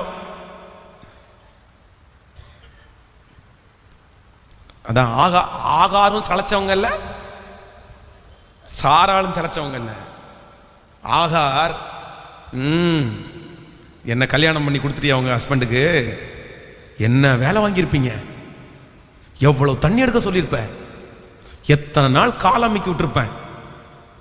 அது எல்லாத்தையும் மனசுல வச்சுட்டு தனக்கு குழந்தை உண்டான உடனே தன்னுடைய நாச்சியாரை எப்படி நினைச்சாங்களாமா? அற்பமா நினைச்சாங்களாமா. அற்பமா நினைச்சு வீட்டில் வந்த இந்த வேலை செய்யற பெண்ணுக்கு இவ்வளவு மரியாதை கொடுத்து இவ இப்படி பண்ணின உடனே இந்த அம்மா சும்மா இருப்பாங்களா? ஏமா நான் உனக்கே எஜமாட்டி, எங்கிட்டயா இப்ப பாரு வாழை சுருட்டிட்டு வந்து ஆபிரகாம உட்கார சொன்னா கேட்கல. நீ சொல்லுங்க முடிவு. இப்ப பாரு ஆபிரகாமா அவரை கல்யாணம் பண்ண நினைச்சு நீ ரொம்ப ஓவரா பேசிட்டு இருக்கல, வாயா அப்படி கூப்பிட்டுருக்க மாட்டாங்க கண்டிப்பா. ஏன்னா ஆபிரகாமே தகப்பனேன்னு கூப்பிட்டாங்க. அந்த விஷயத்துல சொல்றேன், ஏன் என்ன அவ்வளோ ஓவரா இது பண்றீங்க? பாருங்க அவ்வளோ ஒரு அனுப்பிவிடுங்க, முதல்ல வீட்டை விட்டு வெளியே துரத்தி விட்டுருங்க. எப்படி என்ன சோகம் வருத்தமோ, சோகம் ரொம்ப சோகம் வருதோ, அனுப்பிவிடியா. உடனே ஆபிரகாமுக்கு என்ன கேட்கல, மனசே கேட்கல. உடனே ஆண்டவர்கிட்ட போய் நிற்கிறாரு, ஆண்டவர் என்னது டேய் நானா கல்யாணம் பண்ண சொன்னவனே, என்கிட்ட நீ கல்யாணம் பண்ணும்போது என்கிட்ட கேட்டியா, ஆண்டவரே இதை மாதிரி என் மனைவி வந்து ஆகாரன்னு ஒரு பொண்ணை கல்யாணம் பண்ண சொல்கிறா, நான் கல்யாணம் பண்ணிக்கணுமான்னு கேட்டியா? கல்யாணம் பண்ணும்போது மட்டும் குடுக்குறன்னு ஓடி போய் கல்யாணம் பண்ணேன். ஆண்டவர் அந்த இடத்துல இருந்து சில நேரத்தில் ஆண்டவரை நீங்கள் உள்ளே என்டர் பண்ணலைன்னா ஆண்டவர் நிறைய நேரத்தில் தப்பிச்சுக்குவார். நான் சொன்னேன், இந்த கல்யாணத்துக்கு இந்த கணவன் மனைவியா இந்த வாலிப பிள்ளைகளுக்கு வந்து நீ ஆண்டவருடைய சித்தத்தின்படி கல்யாணம் பண்ணு அப்படின்னு ஏன் சொல்கிறோம் தெரியுமா? நிறைய பிள்ளைங்க கேட்பாங்க, ஏன் பாஸ்டர் ஆண்டவருடைய சித்தத்தின்படி கல்யாணம் பண்ண நிறைய கணவன் மனைவி ஒன்றா வாழ்கிறாங்க, அவங்களுக்கு சண்டையே வரலையா? எங்கள் அம்மா அப்பாவும் சர்ச்சில் வச்சு தான் கல்யாணம் பண்ணாங்க, ஆனால் 2 பேரும் பயங்கரமாக சண்டை போடுறாங்க அப்படின்னு சொல்லுவாங்க. நான் என்ன நம்புகிறேன் அப்படின்னா, இதுக்கு ஒன்றே ஒன்று தான் இருக்குது. கர்த்தருடைய சித்தத்தின்படி கணவன் மனைவி கல்யாணம் பண்ணும்போது சண்டை வராதுன்னு சொல்லலை. ஆனால் ஏதாவது ஒரு சண்டை வரும்போது கம்ப்ளைண்ட்டை யார்கிட்ட எடுத்துகிட்டு போகலாம்? கேட்கல, நீர் கொடுத்ததுதான்ப்பா, பாருங்க இந்த மாதிரி ஒழுங்கினம் பண்ணி தெரியுது, நீர் கொடுத்ததுதான்ப்பா இந்த மாதிரி அட்டகாசம் பண்ணிட்டு தெரியுது, கம்ப்ளைண்ட்டை யார்கிட்ட எடுத்துகிட்டு போகலாம்? அவர்கிட்ட கம்ப்ளைண்ட் சொல்லும்போது நீங்கள் தானே ஆண்டவரை உங்கள் சித்தத்தின்படி தானே நான் முடித்தேன், சரிடா ஆமாடா நான் தாண்டா இதுக்கு காரணம்னு சொல்லி அவரே வந்து என்ன பண்ணிடுவார், கிளியர் பண்ணி விட்டுருவாரு. ஆனால் உங்கள் இஷ்டத்தின்படி நீங்கள் கேட்காம உங்கள் விருப்பத்தின்படி கல்யாணம் பண்ணிட்டீங்கன்னா நாளைக்கு ஏதாவது ஒரு வாக்குவாதம் வரும்போது ஆண்டவரே இந்த பையன் கொடுமை பண்ணுறான், இந்த பொண்ணு கொடுமை பண்ணுறான்னு சொல்லும்போது நான் சொன்னேன், ஆபிரகாமுக்கு என்ன பதிலோ அதே பதில் தான் உங்களுக்கும் கிடைக்கும். நீயும் இஷ்டத்துக்கு பிடிச்சிச்சின்னு சொன்ன கல்யாணம் பண்ணிக்கோன்னு, சரி ஓகே. இப்போ ஆபிரகாம் வந்து சோகமாக நின்றுருக்கும் போது ஆகார் என்ன சொல்கிறாளோ, சாரி சாரா என்ன சொல்கிறாளோ அதன்படி செய். அந்த அம்மா ஒரு டம்ளர் தண்ணி கூட கொடுத்துருக்குமான்னு நினைக்கிறீங்க? இவரே போய் ஒரு துருத்தியில் கொஞ்சம் தண்ணி எடுத்து என்ன பண்ணும், குழந்தையோட வச்சுருக்கேன்னு சொல்லிட்டு ஒரு துருத்தி எடுத்து கொடுத்து சரி போமா அப்படின்னு. இப்போ சிக்கல் யாருக்கு தான் கேட்கல. சில நேரத்தில் உலகத்தில் இருக்கிறவர்கள் வந்து ஆண்டவரை விட்டு ஆண்டவர்கிட்ட கேட்காம சில காரியத்தை செய்கிறதற்கு உங்களை உந்தி தள்ளும் போது கடைசியில் நடுத்தருவில் நிற்கிறது நம்ம தான். அப்படி செய்யாதீங்க. ஆபிரகாம் மாதிரி மாட்டிட்டு நிற்கிறது நம்ம தான். இப்போ வந்து ஆண்டவர் அப்படியே விட்டச்சன் இப்போ என்னம்மா பண்ணிக்கோ அப்படின்னு.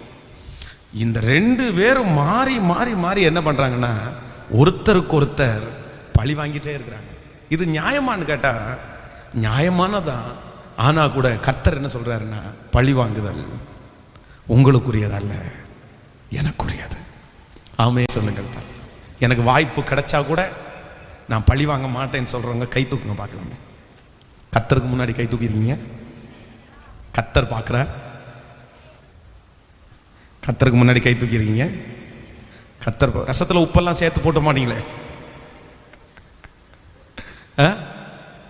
சோறை தீச்சு வச்சிட மாட்டீங்களே. அப்புறம் சிலரெல்லாம் பார்த்தீங்கன்னா பழி வாங்குறதுக்கு வந்து சின்ன சின்ன இதாச்சே பழி வாங்கிடுவாங்க.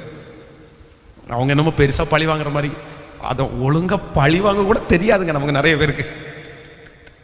அதுதான் வந்து நமக்கும் அந்த வேலைக்கு செட் ஆகாது. அதான் ஒரு விஷயம் வந்து ஒரு வீட்டில் போகும்போது அவங்க கணவனார் வந்து சொல்லுவாங்க, பாருங்க பாஸ்டர் உப்பு போட்டு வச்சிருக்கா பாஸ்டர், எப்படி பாஸ்டர் இந்த ரசத்தை சாப்பிட்றது? ஏன் சிஸ்டர் இப்படி பண்ணீங்கன்னு பார்த்தா என்ன ரொம்ப கோவப்படுத்தினார் பாஸ்டர், என்ன ரொம்ப கோவப்படுத்தினாரு, அதனால பாட்டில் இருந்த உப்பை கொட்டிட்டேன்றாங்க.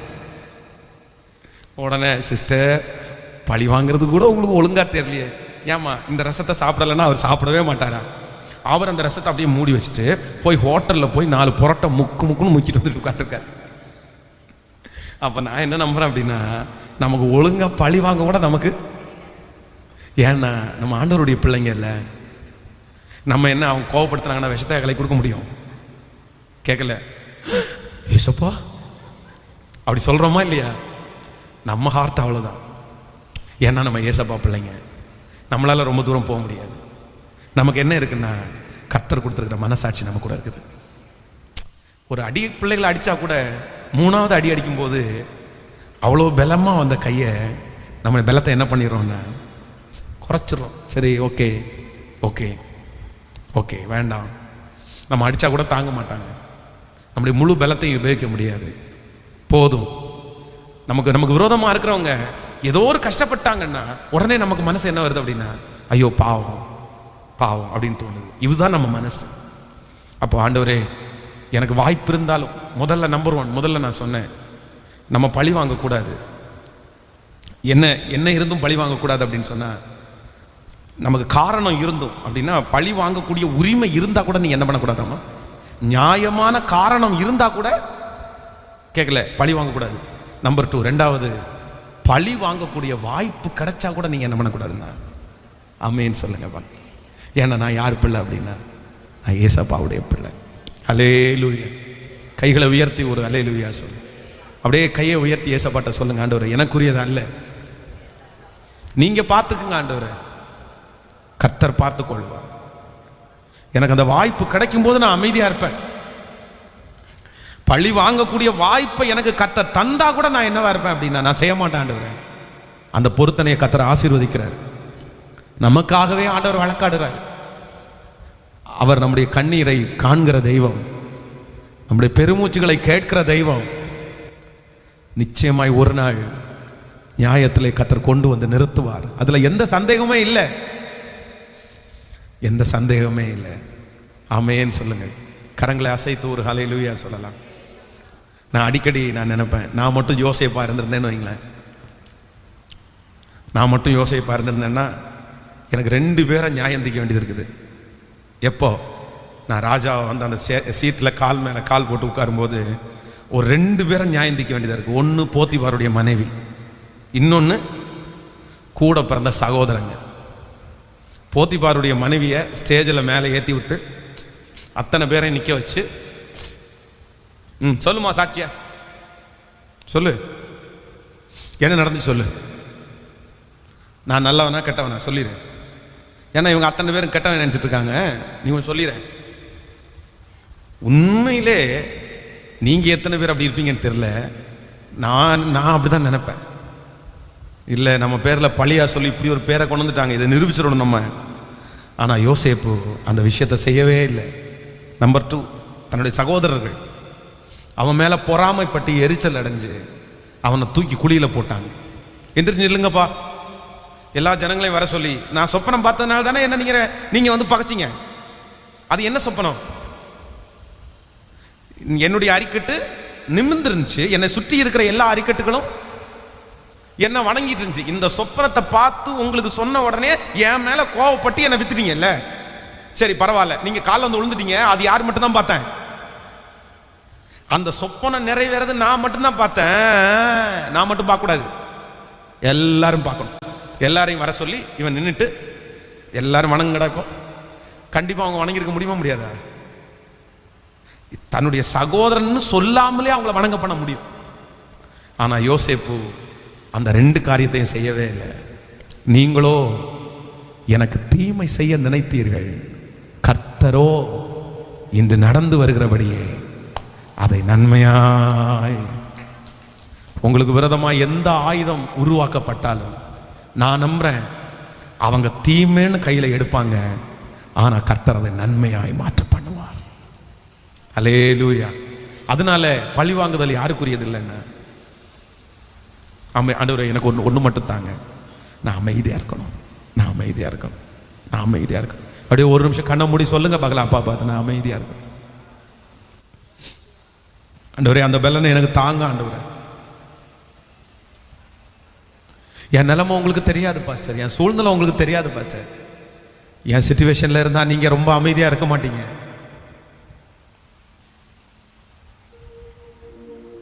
நீங்க அமைதியா இருக்கவே முடியாது பாஸ்டர் அப்படின்னு கூட நீங்க சொல்லலாம். ஹல்லேலூயா சொல்லுங்க. ஆண்டவரே நான் அமைதியா இருக்கிறதுக்கு எனக்கு பலன் தாரும் ஆண்டவரே. ஓ நன்றி ஆண்டவரே, நன்றி அப்பா, நன்றி. ஓ ஹல்லேலூயா. நீதிமான் தள்ளாட விட மாட்டா, நித்தமும் காத்து நடத்திடுவா. நீதிமான் தள்ளாட விட மாட்டா, நித்தமும் காத்து நடத்திடுவா. கர்த்தர் மேல் பாரத்தை வைத்து விடு, கலங்கி தவிக்காதே. அவரே நம்மை ஆதரிப்பார், அதிசயம் செய்வார். கர்த்தர் மேல் பாரத்தை வைத்து விடு, கலங்கி தவிக்காதே, அவரே என்னை ஆதரிப்பார். அதிசயம் அவர் என்னை விசாரிக்கிறவரானபடினார் எங்கள் கவலைகளை எல்லாம் அவர் மேல. கையை உயர்த்தி சொல்லுங்க, நீங்க பார்த்துக்குங்க ஆண்டவரே. எதிராளிய நீங்க பார்த்துக்குங்க ஆண்டவரே. ஊழியத்திற்கு விரோதமாக எழும்புகிற மனிதர்களை நீங்க பார்த்துக்குங்க ஆண்டவரே. எங்க பேர்ல வஞ்சகமா இருக்கிறவங்களை நீங்க பார்த்துக்குங்க ஆண்டவரே. நீங்க பார்த்துக்குங்க ஆண்டவரே. எங்க மேல கசப்பா இருக்கிறவங்களை நீங்க பார்த்துக்குங்க ஆண்டவரே. சொல்லுங்க, கையை மேல உயர்த்தி. எங்க பேர்ல பழியாய் சொல்லி எங்களை வருத்தப்படுத்துறவங்களை நீங்க பார்த்துக்குங்க ஆண்டவரே. எங்க வாசனையை கெடுக்கணும்னு நினைக்கிறவங்களை நீங்க பார்த்துக்குங்க ஆண்டவரே. எங்கள் பேர்ல குற்றம் சாட்டணும்னு நினைக்கிறவங்களை நீங்க பார்த்துக்குங்க ஆண்டவரே. சத்தமா சொல்லுங்க, நீங்க பார்த்துக்குங்க ஆண்டவரே. நாங்க அழிஞ்சு போகணும்னு நினைக்கிறவங்களை நீங்க பார்த்துக்குங்க ஆண்டவரே. நாங்க நிர்மூலமாகணும்னு நினைக்கிறவங்களை நீங்க பார்த்துக்குங்க ஆண்டவரே. எங்களுக்கு ஒரு பலன் தேவை அப்பா, அப்பா, அப்பா, ஒரே ஒரு பலன் ஆண்டவரே. நாங்க பழி வாங்குறது அந்த எண்ணம் எங்களுக்குள்ள இந்த அற்று போகணும் ஆண்டவரே. எங்களுக்குள்ள 1% கூட வரக்கூடாதப்பா. மரணம் வரைக்கும் வரக்கூடாது, சாகிற வரைக்கும் இந்த பழி வாங்கணும்ன்ற எண்ணம் மட்டும் எங்களுக்குள்ள வரக்கூடாதுப்பா. எங்களுக்கு வருத்தம் இருக்கலாம், இப்படி பண்ணிட்டாங்களேன்ற வருத்தம் எங்களுக்கு இருக்கலாம், இப்படி துரோகம் பண்ணிட்டாங்களேன்ற வருத்தம் எங்களுக்கு இருக்கலாம். ஆனா அவங்களுக்கு விரோதமா பேசணும்னோ இல்ல அவங்களுக்கு தீமை நடக்கும் போது சந்தோஷப்படுகிற ஒரு எண்ணமோ எங்களுக்கு வேண்டவே வேண்டாப்பா. சொல்லுங்க சத்தமா.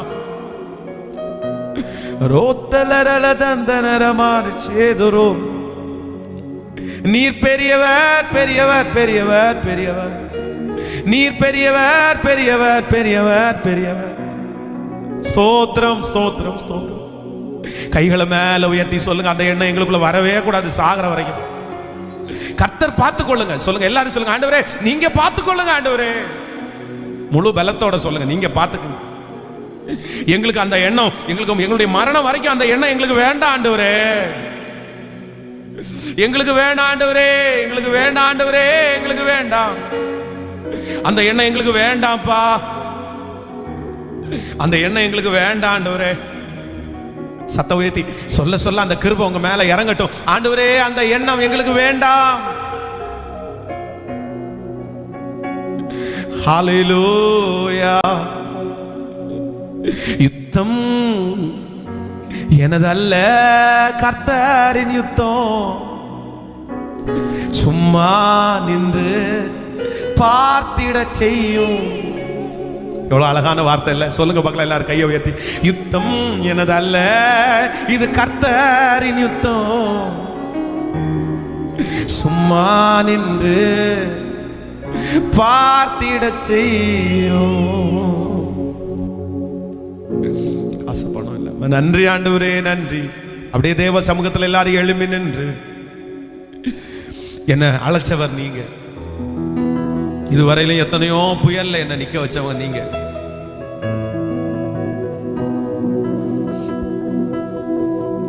எனக்காக வழக்காடுனவங்க நீங்க. எனக்காக வழக்காடுனவங்க நீங்க. ஹல்லேலூயா. நன்றி அப்பா. ஒரு சாட்சியை உங்களுக்கு சொல்லி உங்களுக்கு ஜெபித்து முடிக்க ஆசைப்படுகிறேன். கடந்த நாட்களிலே ஆண்டவர் நமக்காக எவ்வளவு வழக்காடுறாரு, ஆண்டவர் நமக்காக எவ்வளவு யுத்தம் பண்றாரு. நம்ம சும்மா இருக்கும்போது ஆண்டவர் நமக்கு எப்படி செய்யறாரு அப்படின்றத நீங்க கண்டிப்பா நீங்க எல்லாரும் தெரிஞ்சுக்கணும். அதுக்காக நான் சொல்றேன். சிலரை நமக்கு விரோதமாய் சிலரை எழும்பும் போது உடனே கர்த்தர் தண்டிப்பார். சிலரை கொஞ்ச நாள் தாண்டி என் பிள்ளை அப்படி பண்ணாதேன்னு சொல்லுவார். இன்னும் சிலரை கொஞ்சம் ரொம்ப காலம் விட்டு அதுக்கப்புறம் சொல்லுவார். ஆனா கண்டிப்பா சொல்லுவார். சத்தமா ஆமேன்னு சொல்லுங்க. நமக்காக உனக்காக நான் பேசுறேன்றத கண்டிப்பாக ஒரு நாள் உங்க முன்னாடி கர்த்தர் காண்பிப்பார். நான் சொல்றது உங்களுக்கு விளங்குது இல்ல? நீங்க ஆண்டவரே அமைதியா இருக்கிறாரா நீங்க நினைக்கலாம். நீங்களே அமைதியா இருக்கிறீங்களா ஆண்டவரே இந்த மனுஷனுக்கு? துன்மார்க்கன் செழித்திருக்கிறானே, கொளித்திருக்கிறானே, நான் தான் திரும்ப திரும்ப கஷ்டப்படுறேன், நான் தான் வருத்தப்படுறேன், அவங்க நல்லா தானே இருக்காங்க. இல்லை இல்லை இல்லை, கண்டிப்பா ஒரு நாள் ஆண்டவர் உங்களுக்காக பேசுறதை வெளிப்படுத்துவார். கடந்த நாட்களில் ரொம்ப விரோதமாக இருந்த, திருச்சபைக்கு எதிராக இருந்த ஒரு நபர் கொடுத்த ஒரு ஜெப குறிப்பு என்ன தெரியுமா? ஃபாதர், ஆவுன்னா எந்த ஒரு பிரச்சனை ஏரியாவில் நடந்தாலும் ஃபர்ஸ்ட் என்ன அரெஸ்ட் பண்ணிடுறாங்க. எந்த பிரச்சனை நடந்தாலும் ஃபர்ஸ்ட் என்ன தான் பிடிக்கிறாங்க, என்ன தான் கொண்டு போறாங்க, என்கிட்ட தான் கேட்குறாங்க. எனக்கு இது மனசுக்கு உளைச்சலா இருக்குது, எனக்கு வேதனையா இருக்கு. எப்படியாவது அதுல இருந்து நான் வெளியே வரணும். அப்போ அந்த நபரால ஆரம்பத்தில் அந்த பிரச்சனைகள் எல்லாம் வரும்போது உண்மையிலே என் மனசுல, நான் தான் அமைதியா இருக்கிறேன் ஆண்டவரே, நீங்களுமா அமைதியா இருக்கிறீங்க, பரவாயில்ல, தீமை நடக்க வேண்டாம், அட்லீஸ்ட் ஒரு ரட்சிப்புக்காவது அவங்கள வழி நடத்தலாமே. அந்த வேதனை தாங்க முடியாம ஆண்டவரத்துல சொல்லி இருக்கிறேன். ஆனா 10 வருடங்கள் தாண்டி நான் அமைதியா இல்லைன்றத 10 வருஷம் தாண்டி கர்த்தர் வெளிப்படுத்துறாரு. 10 years இல்லடா நான் அமைதியா இல்லை. இந்த ஜெபத்தில் இந்த சத்தத்தை கேட்கிற அன்பு ஆண்டவருடைய பிள்ளையே, கர்த்தர் அமைதியா இல்லை அப்படின்றத இன்னைக்கு உங்களுடைய கண்கள் தெரியாட்டாலும் கர்த்தருக்கு சித்தமான 10 ஆண்டுகள் முடிகிறதுக்குள்ள நீங்களும் ஒரு நாள் பார்ப்பீங்க. ஆமேன்னு சொல்லுங்க. ஆனா எனக்கு என்ன தரணும்னா, கர்த்தர் அமைதி அமைதி அமைதி அமைதி, இது என் கேரக்டராகவே மாறிடட்டும் ஆண்டவரே. எத்தனை பேர் ஆசைப்படுறீங்க? எத்தனை பேர் ஆசைப்படுறீங்க? இந்த வாலிப திருமணம் ஆன புதுசில் இருக்கிற சிஸ்டர்ஸு, திருமணம் ஆகிற போகிற பிள்ளைங்க எல்லாமே ஒரே ஒரு தீர்மானம் எடுங்க. சாகிற வரைக்கும் உங்களுக்கு தேவையான ஒன்று என்னன்னா அமைதி. என்ன பாஷை சொல்றீங்க? அமைதியா இருந்தா ரொம்ப இந்த உலகம் என்ன தலையில ஏறிடும் அப்படின்னு நான் சொல்றேன். நீ அமைதியா இருந்தா உன் அம்மா அப்பா உனக்காக வழக்காடலைன்னா கூட பரலோக தகப்பன் உனக்காக கண்டிப்பா வழக்காடுவார். ஸோ அதனால நிறைய பிள்ளைங்க இருக்கீங்க, திருமணமாக போற பிள்ளைங்க, தயவு செய்து நீங்க ஏன்னா இன்னைக்கு இருக்கிற உலகம் வித்தியாசமான உலகம். இதை பிரசங்கம் கூட பண்ண முடியாது. பிரசங்கம் பண்ணுனா நம்மளை கோமாளியா பார்ப்பாங்க இந்த உலகம். அப்படிப்பட்ட உலகத்துக்கு வந்துட்டோம். என்ன சார், என்ன ஆண்களுக்கு ஒரு உரிமையா பெண்களுக்கு ஒரு உரிமையா? விட்டோன்னா அவெல்லாம் தலைக்கு மேலே ஏறுவான் சார். அப்படியெல்லாம் செய்யக்கூடாது சார். அவன் தப்புன்னா கேட்கணும். அதான் அமைதியாலாம் போகக்கூடாது. எங்க அம்மா அமைதியா போனதுனால தான் இப்படி உட்காந்துருக்காங்க, எங்க அப்பா அமைதியா போனதுனால தான் இப்படி உட்காந்துருக்காரு. நான் சொல்றேன், எந்த அம்மா அமைதியா போனதுனால உன் வாழ்க்கை கெட்டு போயிருச்சு. உங்க அம்மா அமைதியா இருந்ததுனால தான் இன்னைக்கு நீ இவ்வளவு தூரம் படிச்சு ஒரு ஆளா மாறி இருக்கிற. உங்க அம்மா அமைதியா இருந்ததுனால தான் உங்க குடும்பம் இதுவரைக்கும் காப்பாற்றப்பட்டிருக்குது. உங்க அம்மா மட்டும் அன்னைக்கு அமைதியா இல்லாம எதிர்த்து பேசி போயிருந்தாங்கன்னா இன்னைக்கு உங்க குடும்பம் சொல்லுங்க நடுத்தருவில் எல்லாம் போயிருக்கோம். நிறைய பிள்ளைங்க இதே வார்த்தையை தான் கேட்கறாங்க. எங்க அம்மா அமைதியா இருந்திருந்து பாருங்க இப்படி ஆயிட்டாங்க. எப்படி ஆயிட்டாங்க? அம்மாவுடைய அமைதி தான் அந்த குடும்பத்தை அவ்வளவு தூரம் காப்பாற்றி கொண்டு வந்துருச்சு. அம்மாவுடைய அமைதி தான் உன்னை படிக்க வச்சிருச்சு. அம்மா மட்டும் எதிர்த்து நின்று அடங்கி போகாம நீ யாரா அப்படின்னு கேட்டிருந்தாங்கன்னா இன்னைக்கு நீ வளர்ந்துருப்பியா? அதனால அமைதிக்கு ஒரு பெரிய ஆசீர்வாதம் உண்டு. ஆமேன்னு சொல்லுங்க பாக்க. அப்படியே கைய மேல உயர்த்து, ஓ நன்றி. காசு பணம் இல்லாம, மூகாவாரி இல்லாம, தனிமையில் நான் அழுதத நீர் மறக்கலையே. காசு பணம் இல்லாம, மூகாவாரி இல்லாம, தனிமையில் நான் அழுதத நீர் மறக்கலையே. நான் உடைஞ்சு போய் கடந்த, நான் ஒருக்கப்பட்டு கடந்த, என்ன ஒட்டு சேர்க்க நீங்க வந்தத நான் மறக்கலையே. என் கண்ணீரை நீங்க தொடச்சு விட்டத நான் மறக்கலையே. உம்மை ஆராதிப்பேன் அழகு, என்னை மன்னிக்க வந்த அழகு. உம்மை பாட உம்மை புகழ ஒரு நாவு பத்தலையே. உம்மை ஆராதிப்பேன் அழகே, என்னை மன்னிக்க வந்த அழகே உம்மை பாட கைகள் மேல உம்மை ஆராதிப்பேன் அழகே என்னை மன்னிக்க வந்த அழகே உங்களை புகழ ஒரு விஷயம் கூட சொல்லுவோம். காசு பணம் இல்லாம முகவரி இல்லாம தனிமையில் அழுதத நீ மறக்கலையே. காசு பணம் இல்லாம முகவரி இல்லாம தனிமையில் அழுத நீர் மறக்கலையே. நான் உடஞ்சு போய் கடந்த நான் ஒருக்கப்பட்டு கடந்த என்ன ஒட்டு சேர்க்க நீங்க வந்ததனா அப்பா என் கண்ணீரை நீங்க தொடச்சு விட்ட நான் மறக்கலையே. உம்மை ஆராதிப்பே நாங்க மறக்கலாண்டவர். எங்களை தூக்கி நிறுத்தினவர் நீரானவரே. எங்களுக்குள்ள பொறுமையை கொடுத்தவர் நீராண்டவரே. எங்களுக்குள்ள அமைதியை கொடுத்தவர் நீராண்டவரே.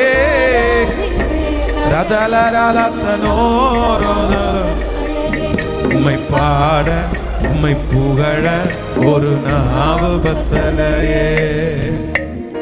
ஆயிரங்கள் பார்த்தாலும் கோடி ஜனம் இருந்தாலும் உம்மை விட அழகு இன்னும் கண்டுபிடிக்கலையே. ஆயிரங்கள் பார்த்தாலும் கோடி ஜனம் இருந்தாலும் உம்மை விட அழகு இன்னும் கண்டுபிடிக்கலையே. நான் உங்களை மறந்த போது நீங்க என்ன மறக்கவில்லை.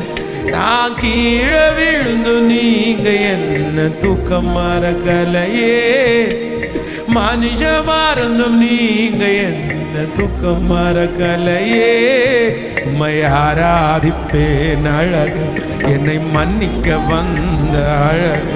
உம்மை ஆராதிப்பேன் என்னை மன்னிக்க வந்த அழகு. உம்மை ஆராதிப்பேன். எங்க இயேசு அழகான, எங்க இயேசு முற்றிலும் அழகானவர். எம்மை ஆராதிப்பேன். கரங்களை உயர்த்தி சொல்லிக்கொண்டே உம்மை ஆராதிப்பேன் அழகு என்னை மன்னிக்கவன். சொல்லுங்க சத்தமா. அவர் என்ன மன்னிச்சதற்காக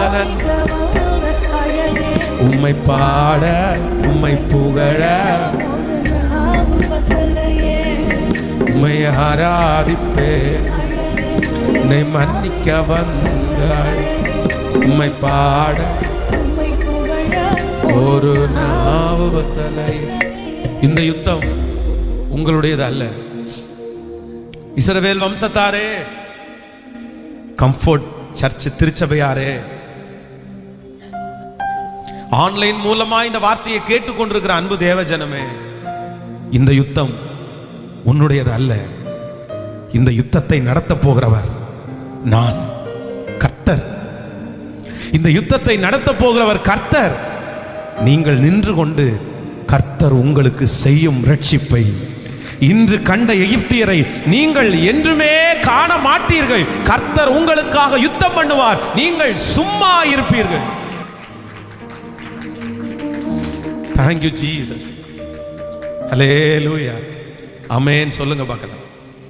கர்த்தரை போல பெரியவர் ஒருவருமே இல்லை. ஆமென்.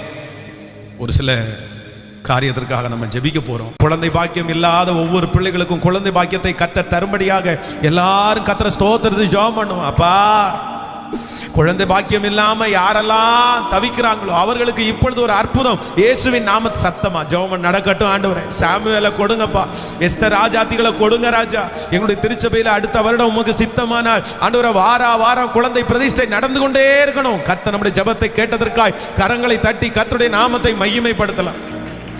திருமணத்திற்காக ஆயத்தமாக இருக்கிற ஒவ்வொரு பிள்ளைகளுக்கும் அந்த திருமண தடைகளை மாற்றி கர்த்தர் குடும்பங்களை கட்ட போகிறதற்காக கர்த்தரை எல்லாரும் ஸ்தோத்திரித்து ஜெபம் பண்ணுங்க பார்க்கலாம். ஆண்டவரே, திருமணத்திற்காக ஆயத்தமாக இருக்கிற ஒவ்வொரு பிள்ளைகளுக்கும் இப்பொழுது ஒரு அற்புதம் இயேசுவின் நாமத்தினால நடப்பதாகப்பா, நடப்பதாகப்பா, நடப்பதாக.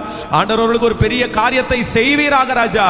அவருடைய குடும்பங்கள் கட்டப்படட்டும். ஏற்ற துணையை கர்த்தர் இப்பொழுது அவர்களுக்கு வாய்க்க பண்ணுவீராக. ஸ்தோத்திரம், ஸ்தோத்திரம், ஸ்தோத்திரம், ஸ்தோத்திரம். நன்றி அப்பா, நன்றி அப்பா. இன்னும் ஆன்லைன் மூலமாய் இந்த செய்திகள் எல்லாம் கேட்கிற, தினம் தினம் கேட்கிற ஒவ்வொரு குடும்பங்களையும் கர்த்தர் ஆசீர்வதிக்கும்படியாக எல்லாரும் கர்த்தரை ஸ்தோத்திரம் பண்ணி ஜெபம் பண்ணுவோமா? ஸ்தோத்திரம், ஸ்தோத்திரம், ஸ்தோத்திரம், ஸ்தோத்திரம், ஸ்தோத்திரம், ஸ்தோத்திரம்ப்பா. நன்றி அப்பா, நன்றி. உங்களுடைய தலையின் மேல் கரங்களை வைத்துக் கொள்ளுங்கள். உங்களுக்காக நான் ஜெபிக்க போறேன். இன்றைக்கு ஏதாவது ஒரு ஜெபத்தோடு நீங்கள் வந்திருப்பீர்கள். ஒரு ஜெப விண்ணப்பங்களை நீங்கள் கொண்டு வந்திருப்பீங்க. ஆண்டவர் அந்த ஜெப விண்ணப்பத்திற்கெல்லாம் பதில் தருவாராக. தகப்பனே, இதோ இந்த சத்தத்தை இந்த உபவாச ஜெபத்தில் கேட்டுக்கொண்டிருக்கிற இந்த திருச்சபையில் இருக்கிற ஒவ்வொரு பிள்ளைகளுக்காய் உம்முடைய ஊழியக்காரனாகிய நான் திறப்பில் நிற்கிறேன்ப்பா. அவங்க மனசுல, நிறைய பேருடைய மனசுல நூற்றுக்கணக்கான ஜெப குறிப்புப்பா. எந்த ஜெப குறிப்புக்காக ஜெபிக்கிறதுன்னு கூட தெரியலப்பா. ஆனா இப்பொழுது அவர்கள் நினைப்பதற்கும் வேண்டிக் கொள்வதற்கும் மிகவும் அதிகமாய் கர்த்தர் இப்பொழுது உம்முடைய பிள்ளைகளுக்கு கட்டளை இடுகிறதற்காக ஸ்தோத்திரப்பா. நீங்க செய்ய நினைத்தது தடைபடாது, நீங்க செய்ய நினைத்தது தடைபடாது. ஒரு இரக்கம் அவங்களுக்கு வைக்கப்படட்டும் ஆண்டவரே.